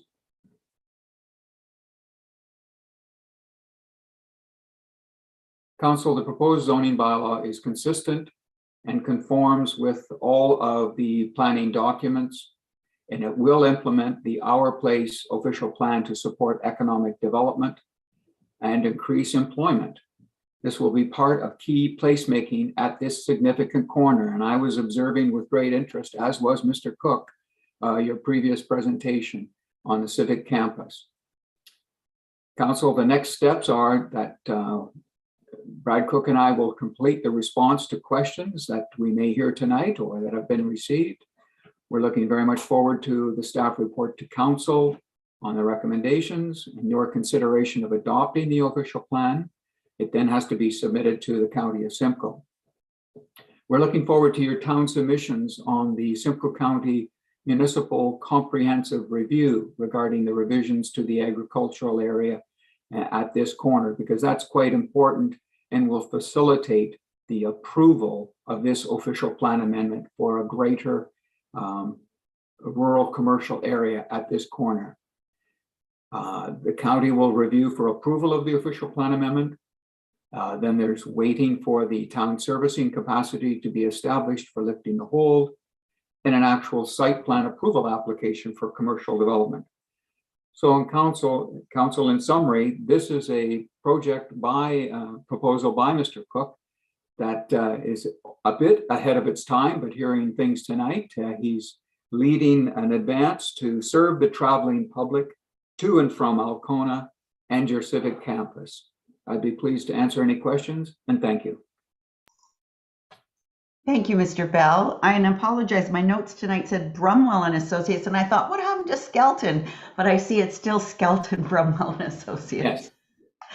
So I'll go to council now. Questions or comments from members of council? Councillor Ices. Thank you, Worship. I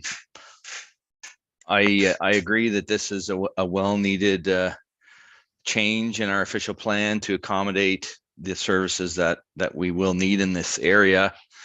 The one question I had, based on some experiences we had in Stroud with the Tim Hortons that is there, and that's accommodating the traffic that peaks at certain times of the day. I noticed in the plan there, we had a double lane going to the drive-through. I'm wondering if traffic impact studies addressed some of the concerns of customers queuing up on the road. This is a very busy road, as we all know. And we really want to design it so that that doesn't happen. It happens often in Stroud, and it's a real, it's a safety issue at its first, and it's also something that we want to have designed properly. So I look forward to comments on that. Thank you, Councillor. And other questions or comments from Council? Councillor Van Berkel and then Councillor Waters. Thank you, Your Worship. I also think that that's an appropriate corner to be rezoned for commercial, but I agree with Councillor Ices. The same thing occurs on the 8th line and St. John's. We're going through the drive-through at peak hours. Often it's lined up on the road and you can't get through. So it is a concern. It needs to be properly done and properly looked at. Other than that, I think it's a perfect corner for that type of commercial. Thank you. Councillor Waters. I'm going to repeat the same concern that Councillor Van Berkel has and Councillor Ices about the access to that site. Like it's a perfect site for commercial. It's it's already part of the way there. So I just wondered whether or not having two access points, one to I'm thinking it's going to be Tim Hortons, but I could be wrong.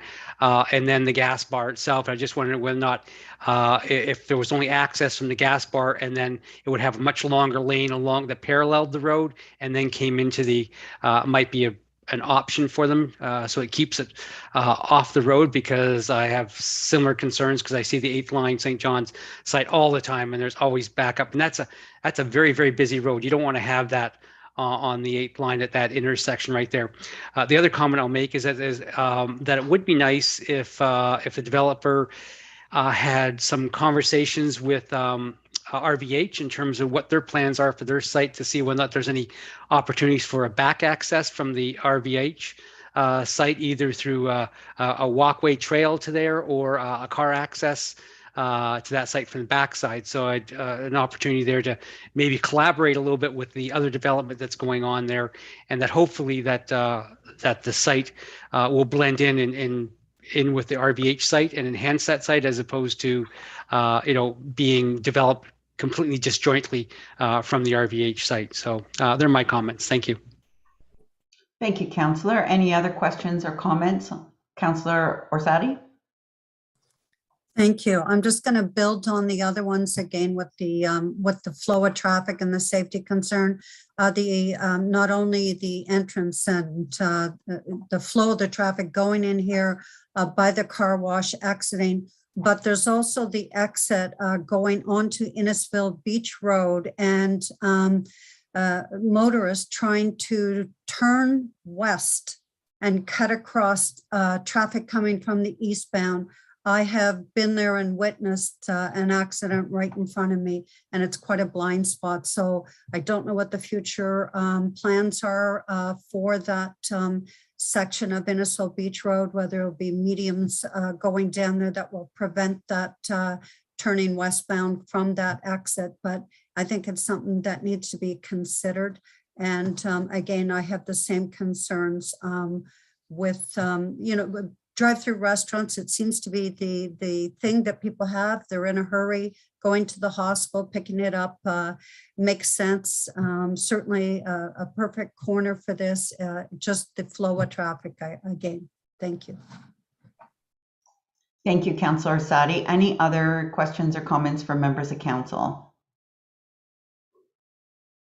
Mr. Bell, can I assume that the this site plan, the one that's in the report, is consistent with the widenings on County Road 21 and County Road 4 going to happen? Mayor Dolan and Clerk's office, could you go back to the conceptual plan? I think it's the 3rd slide. And now recognizing, yes, that was the one. One back. There. Recognizing that this is a conceptual plan, actually very conceptual, because the servicing is not to be here for several years and a lot could change in the market. Simcoe County has already acquired the road widenings that they want or wanted on Innisfil Beach Road. The traffic pattern through the site shows and was analyzed in the traffic impact study to be adequate. However, with the council's questions, I've taken great note of them. There will be a further review of this.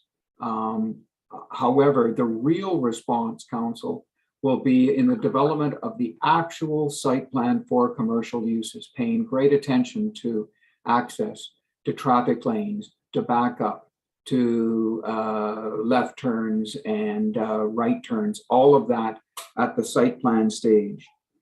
And the relative to the opportunity for perhaps traffic interconnection with the RVH South Campus, I point out that this property does not actually abut or share a border with the RVH campus. It's a good suggestion. It may be worthwhile, but that's in relation to the broader economic employment district involving other lands than for consideration of interactions and sharing between the RVH property and the Cook Commercial Corner. That's all. Thank you, Mr. Bell. Any other questions from members of council? We'll now hear from those members of the public who have questions regarding the proposed amendment before council votes on receiving the report and all comments provided during this meeting. The speaking order is now on the screen. When it is your turn, you'll have 5 minutes to express your questions or concerns, and town staff will be capturing your comments as we progress. Once your 5 minutes are up, please turn off your video and audio, and I will call on the next speaker's name. Once all speakers on the list have spoken, I will ask for any additional speakers, and at that time, please turn on your video only, raise your hand, and I'll call on that speaker for an additional 5 minutes. During the meeting, once you have provided any comment, you may remain in the meeting, but please do not turn on your audio or your video back on. You may also leave the meeting and watch on the town's YouTube live stream. So I'll now ask Pat Neely to please turn on her video and audio and state your full name for the record, and we look forward to your comments. I don't see that there is Pat Neely in the meeting this evening, so perhaps clerks can reach out in case she had some technical difficulties and ask her if she could please express her comments in writing to town staff. Thank you. Next, we'll go to Sadek Chowdhury.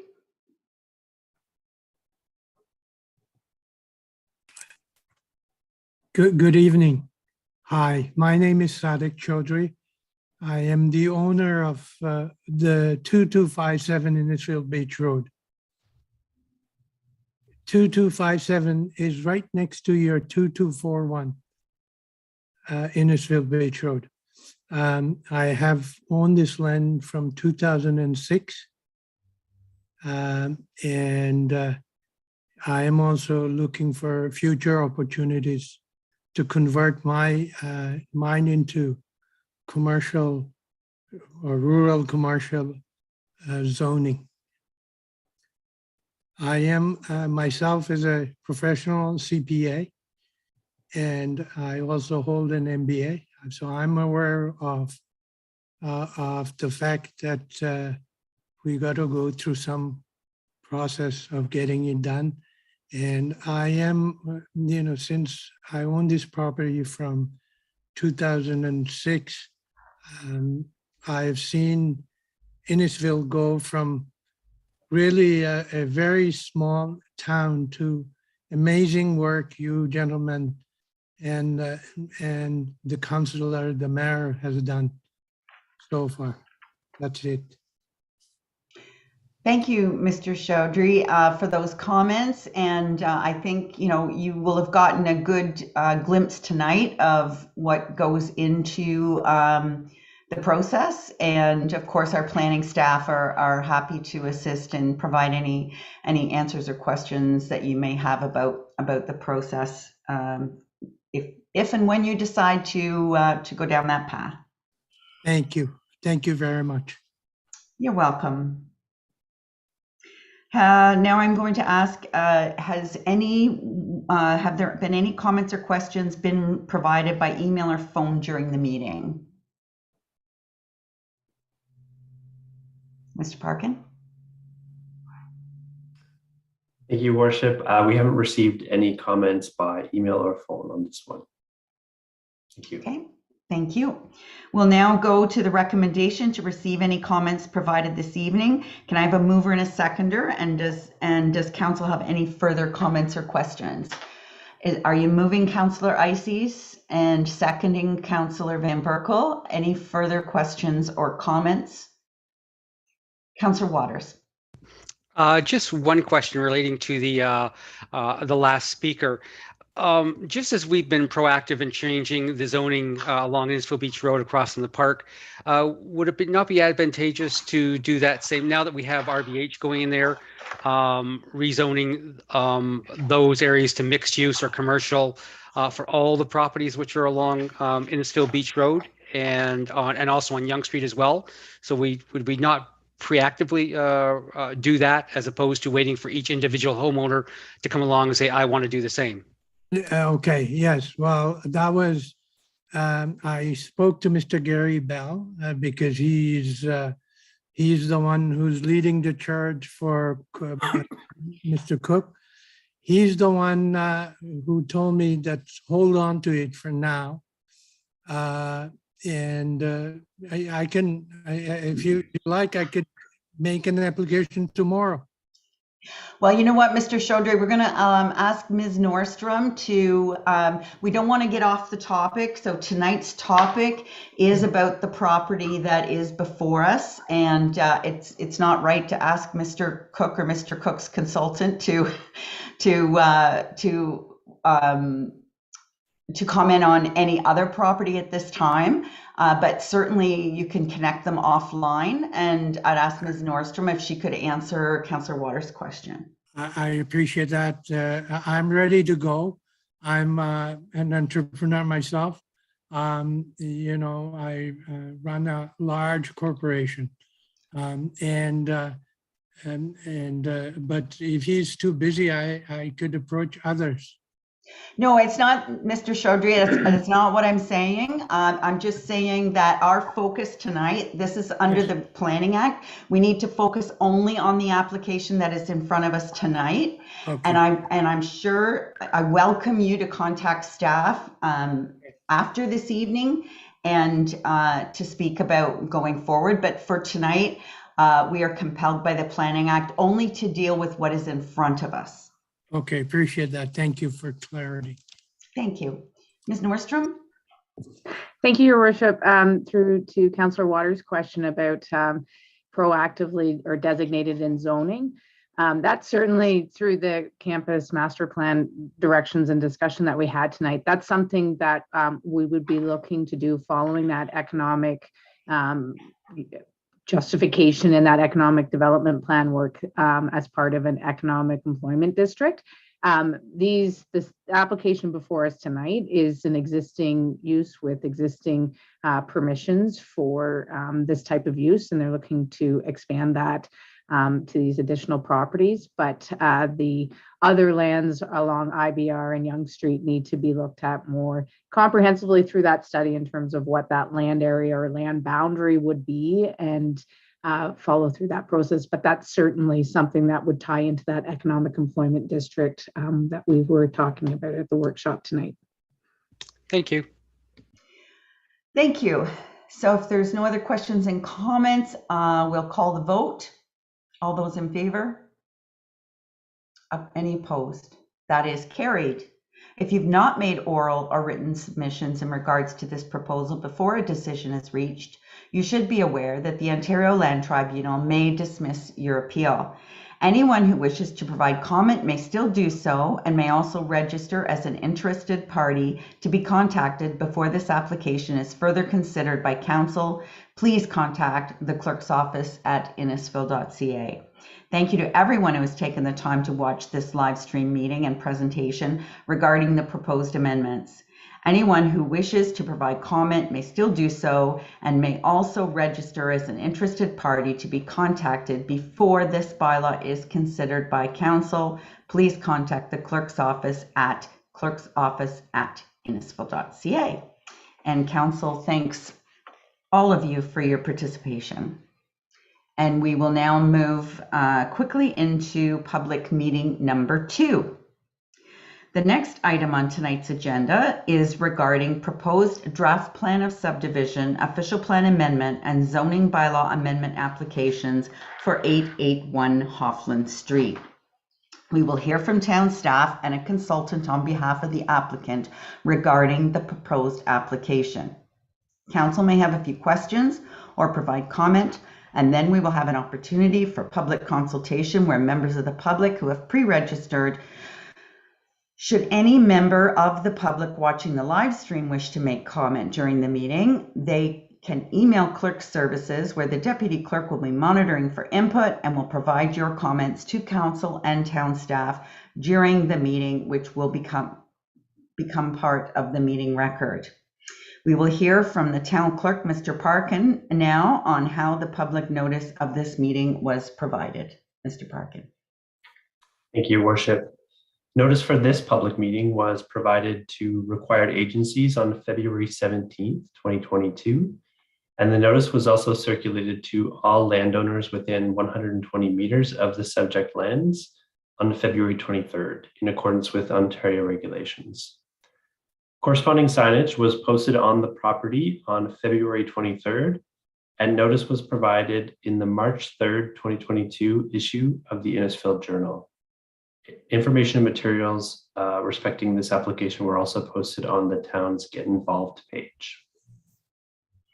Thank you. Has any correspondence been received by the clerk's department concerning the proposed amendments? Your Worship, no correspondence has been received on this item as well. And just a reminder, members of the public may comment or register their interest during the meeting or up until council makes a decision on the application by contacting the clerk's office. Thank you. Thank you, Mr. Clerk. Just one clarification. I was copied on an email, I believe from Mr. George Munshaw. It might not have gone to clerks. It might have gone straight to the planning department. So we'll make sure that you get a copy, or we'll make sure planning gets you a copy so that clerk services can make sure it forms part of the record. That'd be great. Thank you. We'll now hear from Vanessa Witt, Senior Planner, who will provide a high-level summary of the planning context of the proposed amendment. Thank you, Mayor Dolan. So good evening again, Mayor, Deputy Mayor, members of council staff, and the public. So the second item on this evening's public meeting agenda is to discuss a proposed draft plan of subdivision, as well as amendments to the town's official plan and comprehensive zoning bylaw 080-13 for the lands located at 881 Hoffland Street. Next slide, please. The purpose of these applications is to redesignate the subject property from residential low density 1 and key natural heritage features to residential medium density, and to rezone the subject property from future development zone to residential 1A hold zone, residential townhouse exception hold zone, and open space zone to facilitate a draft plan of subdivision for a total of 9 single detached dwellings and 55 townhouse units across 9 blocks. Next slide, please. The only proposed exception is for the residential townhouse zone, and it's for a reduction in the minimum lot area from 180 meters squared to 150 meters squared, and a reduced lot frontage from 9 meters to 6 meters. And the holding symbol has been added by staff for the proposed residential zones for 3 reasons. The first one is to confirm that water allocation has been granted by council.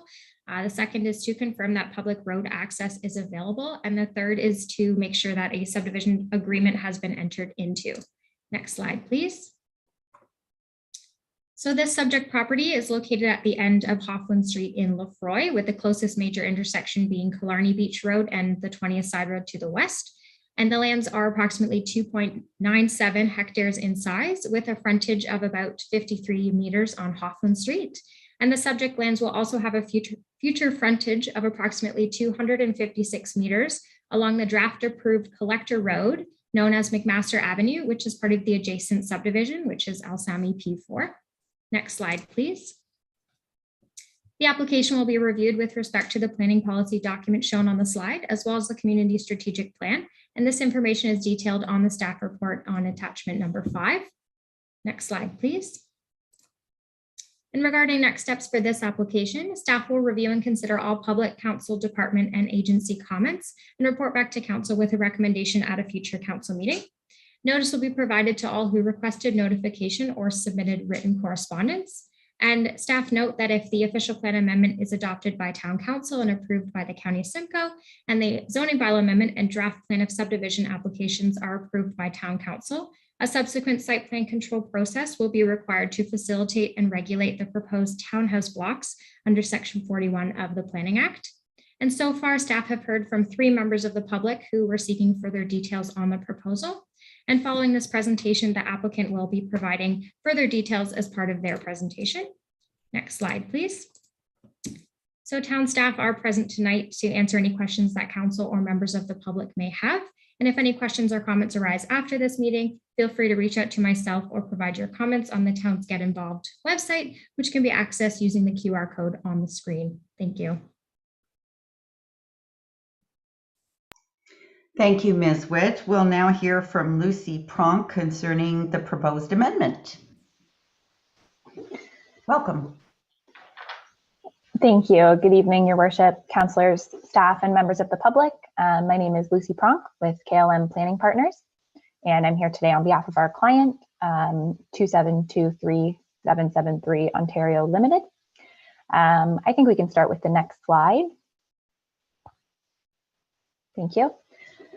So we're here today because we've submitted applications for a draft plan of subdivision, official plan amendment, and zoning bylaw amendment for the lands known as 881 Hoffland Street in the community of Lefroy Belle Ewer.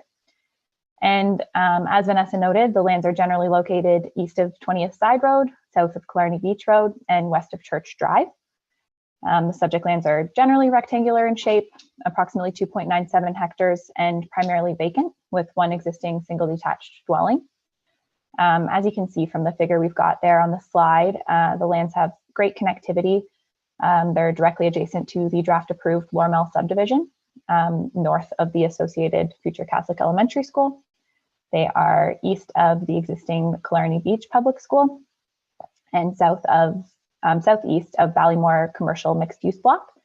They're also within walking distance of the South Innisfil Community Center and the Lefroy Downtown Commercial Area.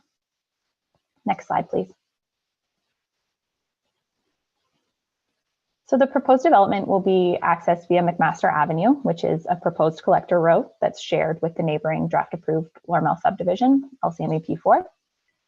It will yield 9 single detached units along the east side of the property and an additional 55 townhouse units throughout for an overall density of 21.7 units per net hectare. And we'll also be introducing 0.03 hectares of parkland, which will be contributed to the neighboring Lormel Park and open space system in order to complete that system. And next slide, please. So we have reviewed the proposed development against all the relevant provincial policy and are of the opinion that the proposed development conforms and is consistent with the relevant policies. It's perhaps particularly worth noting that the lands are subject to a place to grow, which is the growth plan for the Greater Golden Horseshoe. And the growth plan provides growth targets to each municipality to ensure that growth can be managed and directed appropriately. So the proposed development will be contributing 193 persons and jobs, or 65 persons and jobs per hectare to the town of Innisfil's growth targets. Next slide, please. The subject lands are within the settlements designation of the Simcoe County official plan. And a significant portion of growth and development is to be directed to the settlements designation. So it's our opinion that the proposed development conforms to the settlements designation as it provides a mix of housing types and within a compact urban form. Next slide, please. So our application for a draft plan of subdivision has been submitted to facilitate this proposed development, and it features 9 single detached lots with a minimum lot frontage of 15.3 meters, 9 townhouse blocks, which provide 55 freehold townhouse units with a minimum lot frontage of 6.1 meters, 1 park block, which is 0.03 hectares in size, a significant portion of McMaster Avenue, which is a 23-meter collector, and 2 internal streets, which have a 20-meter width. And again, we're overall contributing 64 units, which is a density of 21.7 units per net hectare. Next slide, please. So in the Innisfil official plan, the subject lands are currently within the urban settlement area and are designated residential low density 1. In addition, they have a small remnant portion of hazard land overlay and key natural heritage feature on the northwest corner of the property. The lands are subject to area specific policy 24.1, which relates to the unit mix, and site specific policy 10.2.14, which requires a 21-meter rear yard adjacent to the existing dwellings on Church Drive. Next slide, please. So our official plan amendment is proposing to redesignate the entirety of the subject lands to medium density residential. We'll also be removing that small remnant piece of hazard land overlay and key natural heritage feature from the northwestern corner, and introducing a new site-specific policy that permits a minimum density of 21 units per net hectare, whereas the medium density designation typically requires 25 to 60. And we'll be removing area-specific policy 24.1, which requires the greenfield lands, adhere to a specific unit mix where there's not more than 25% townhouses and not more than 14% semi-detached or small lot singles. Because as proposed, we're introducing a unit mix of 14% single detached dwellings and the remaining 86% will be townhomes. Next slide, please. The subject lands are currently zoned future development in the Innisfil zoning bylaw. The future development zone strictly permits existing uses. So in order to facilitate the proposal, a zoning bylaw amendment is required. Next slide, please. So our ZBA application is proposing to rezone the easterly portion, which consists of the single detached dwellings, to residential 1A zone, and the remainder of the homes to residential townhouse zone, with site-specific exceptions that Vanessa mentioned for lot frontage and area. And then we'll also be introducing an open space zone for the parkland component. Next slide, please.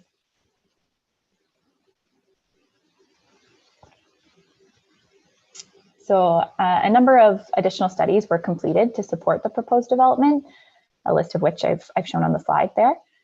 These studies evaluated the proposed development against provincial and municipal standards and the associated policies and guidelines of the respective disciplines, and ultimately concluded that the subject lands can support the proposed use. Next slide, please.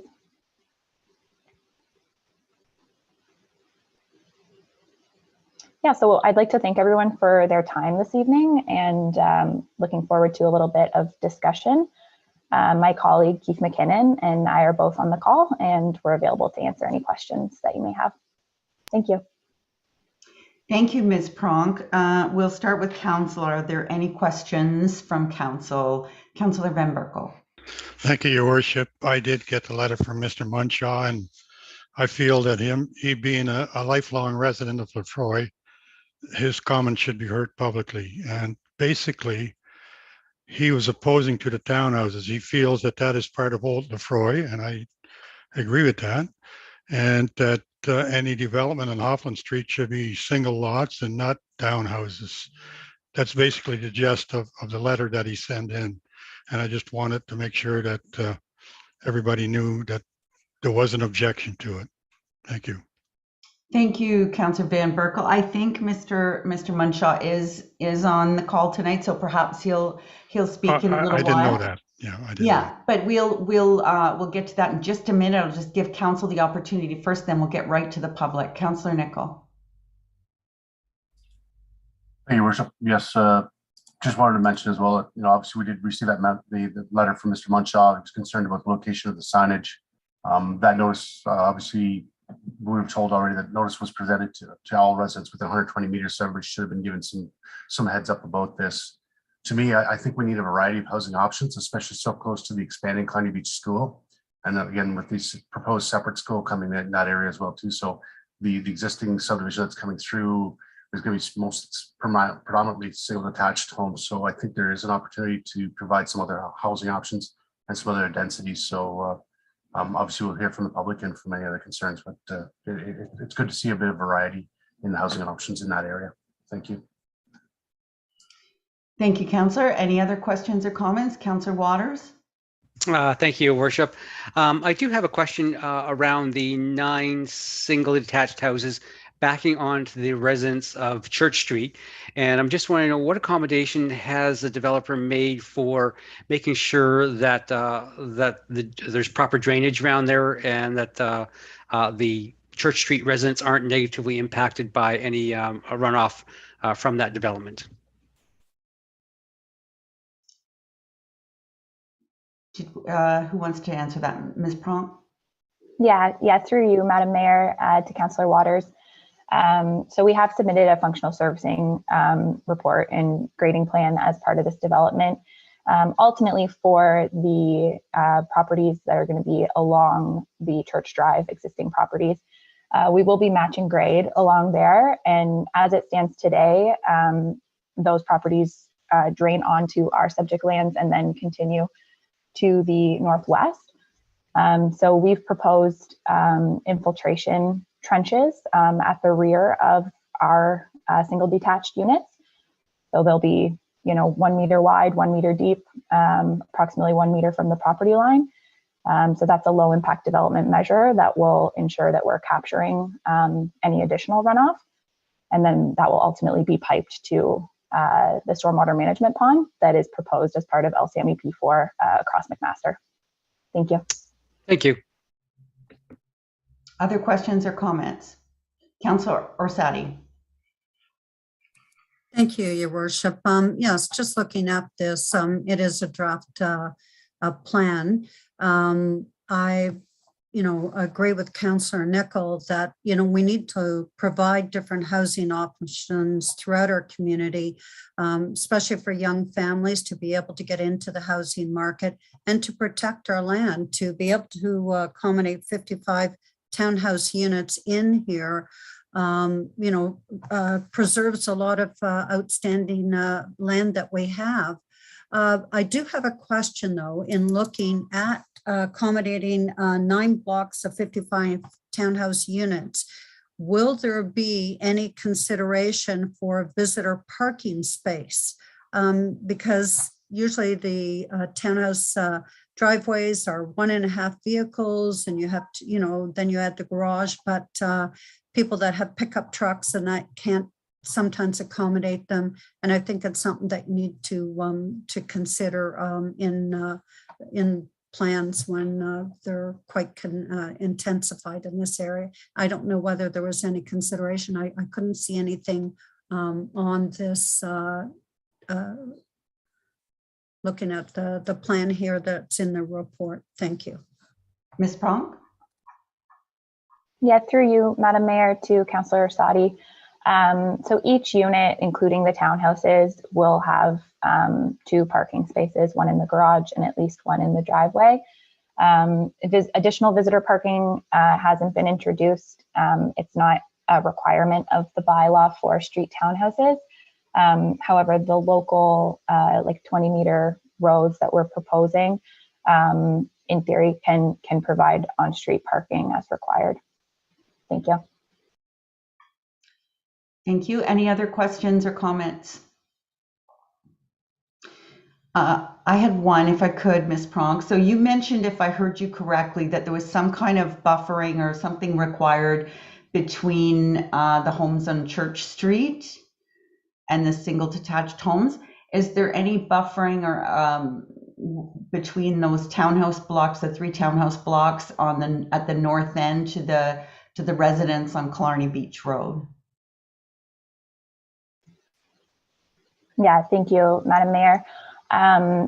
Yeah, so I think the policy that you're referring to is the site-specific policy, which requires that there is 21-meter width at the rear yard for the for any proposed development adjacent to the existing on Church Drive. So for that first portion of the question, we are able to meet that policy. So there will be 21 meters of width adjacent to Church Drive. For the ones to the north, the townhouses, there will be privacy fencing and will be complying with the bylaw, which requires 7.5 meter setback from the existing residences. And our idea is that, you know, in the fullness of time, those properties along Killarney Beach Road are intended for commercial use as per the official plan. And our idea is that the townhouses will provide a good transition to what is intended for commercial uses in the future. Thank you. Thank you. Any other questions or comments from members of council? Seeing none, we'll now hear from those members of the public who have questions regarding the proposed amendment before council receives the presentations, report, and all the comments provided during this meeting. The speaking order is now on the screen. So I'm not going to go over what, you know, you have 5 minutes and then it's your turn again because we've only got one speaker. So I'm not going to go through that part. During the meeting, once you've provided your comment, you may remain in the meeting, but please turn off your audio or video. Please do not turn your audio or video back on. You may also leave the meeting and watch on the town's YouTube live stream. I will now ask the first person on the list, Mr. George Munshaw, to please turn on your video and audio, state your full name for the record, and please provide us with any comments you might have. Welcome. Whenever you're ready, Mr. Munshaw. My name is George Munshaw. I'm a lifer in Lefroy. I'm not against development in Lefroy. All major developments here have been somewhat planned out as to zoning. There was a reason that the town designated this parcel of land low density 1 in its official plan. That isn't that old. It was for it to fill in with the old town of Lefroy. That being said, all lots abutting up to existing development should be single detached homes. Block 1 to 9, block 10, block 16, 17, and 18. So basically the blocks backing onto Killarney Beach Road and the blocks up Church Street. This will leave the townhouse development on this piece of property still above the 25% that is proposed in low density zoning.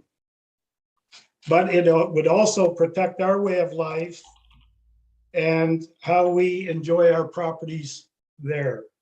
I heard Mrs. Orsi say that it saves land and, you know, people have to get used, basically people have to have these townhouse developments shoved down their throat. I really don't think Lefroy should have to have anything shoved down its throat. With Killarney Beach Road being considered a commercial street in the future, does this have any further impact at a later date on the commercial properties? They're not that deep of a property on Killarney Beach Road. I doubt if they're 150 feet. So I think townhouses, I think she said 7 meters away from the property line might not be the best option, especially if they go to 3-story units along our commercial development.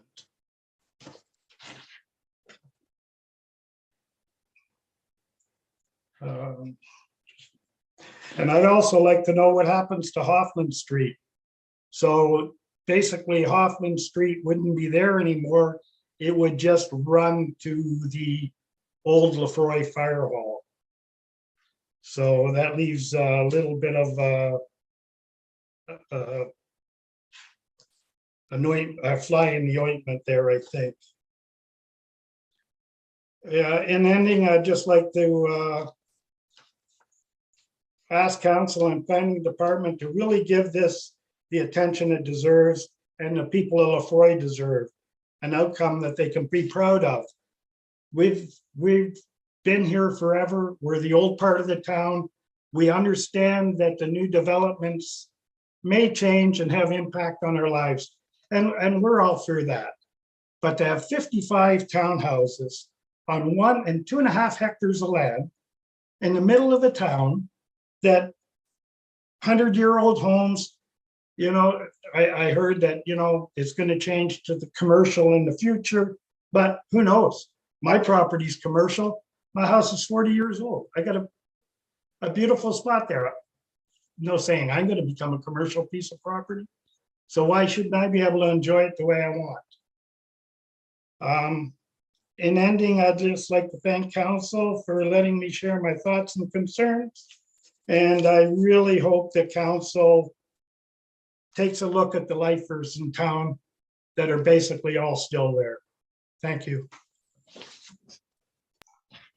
Thank you for your comments, Mr. Munshaw. And I did send a copy of your correspondence to the clerk's office as well. And you'll be notified when this is coming back to council. So that was the only person we had pre-register, but I'll ask the clerk's office, have we had any comments or questions been provided by email or phone during this meeting? Your worship, we have not received any further comments via phone or email. Thank you to everyone who has taken the time to provide input regarding the proposed amendment. We'll now go to the recommendation, and I would ask for a mover and a seconder, and then ask council if they have any further comments or questions. Councillor Nicol. Your worship, just for clarification, Mr. Munshaw's comments, I don't think it was captured in the notes that staff had, but his recommendation was that the would only be single detached houses on the existing properties on Kearney Beach Road as well as Church Street, so not impact the existing properties. So I just make sure that's captured properly in the comments. So I just.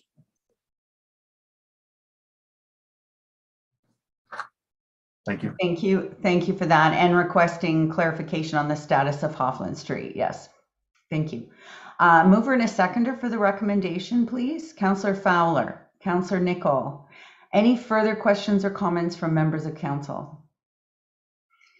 Seeing none, all those in favor of the recommendation, and this is a recommendation to receive the information and the comments at the public meeting as part of any future recommendation report that will be coming forward.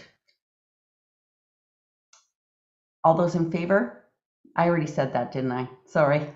Now we voted. Oh, Councillor Payne, did you have a question or were you voting? No. Okay. If you have not made oral or written submissions in regards to this proposal before a decision is reached, and you should be aware that the Ontario Land Tribunal may dismiss your appeal. Anyone who wishes to provide comment may still do so and may also register as an interested party to be contacted before this application is further considered by council. Please contact clerk's office at innisfil.ca. And council thanks everyone for their participation. So that takes care of our business for this evening. And thank you to staff. Thank you to all of those who were tuning in tonight for our workshop and our planning public meetings. And thank you to council, of course. And I will ask for a mover and a seconder for the confirming bylaw to adopt tonight's agenda. Councillor Waters and Councillor Payne. All those in favor? That is carried. And ask for adjournment. Mover and a seconder, please. Councillor Nicol and Councillor Fowler. We adjourn this evening at 7:45 p.m. All those in favor? That is carried. Thanks, council, very much. We'll see you next Wednesday for our regular council meeting, and have a lovely week. Night. Night, everyone. Good Good night, night. everybody. Good night.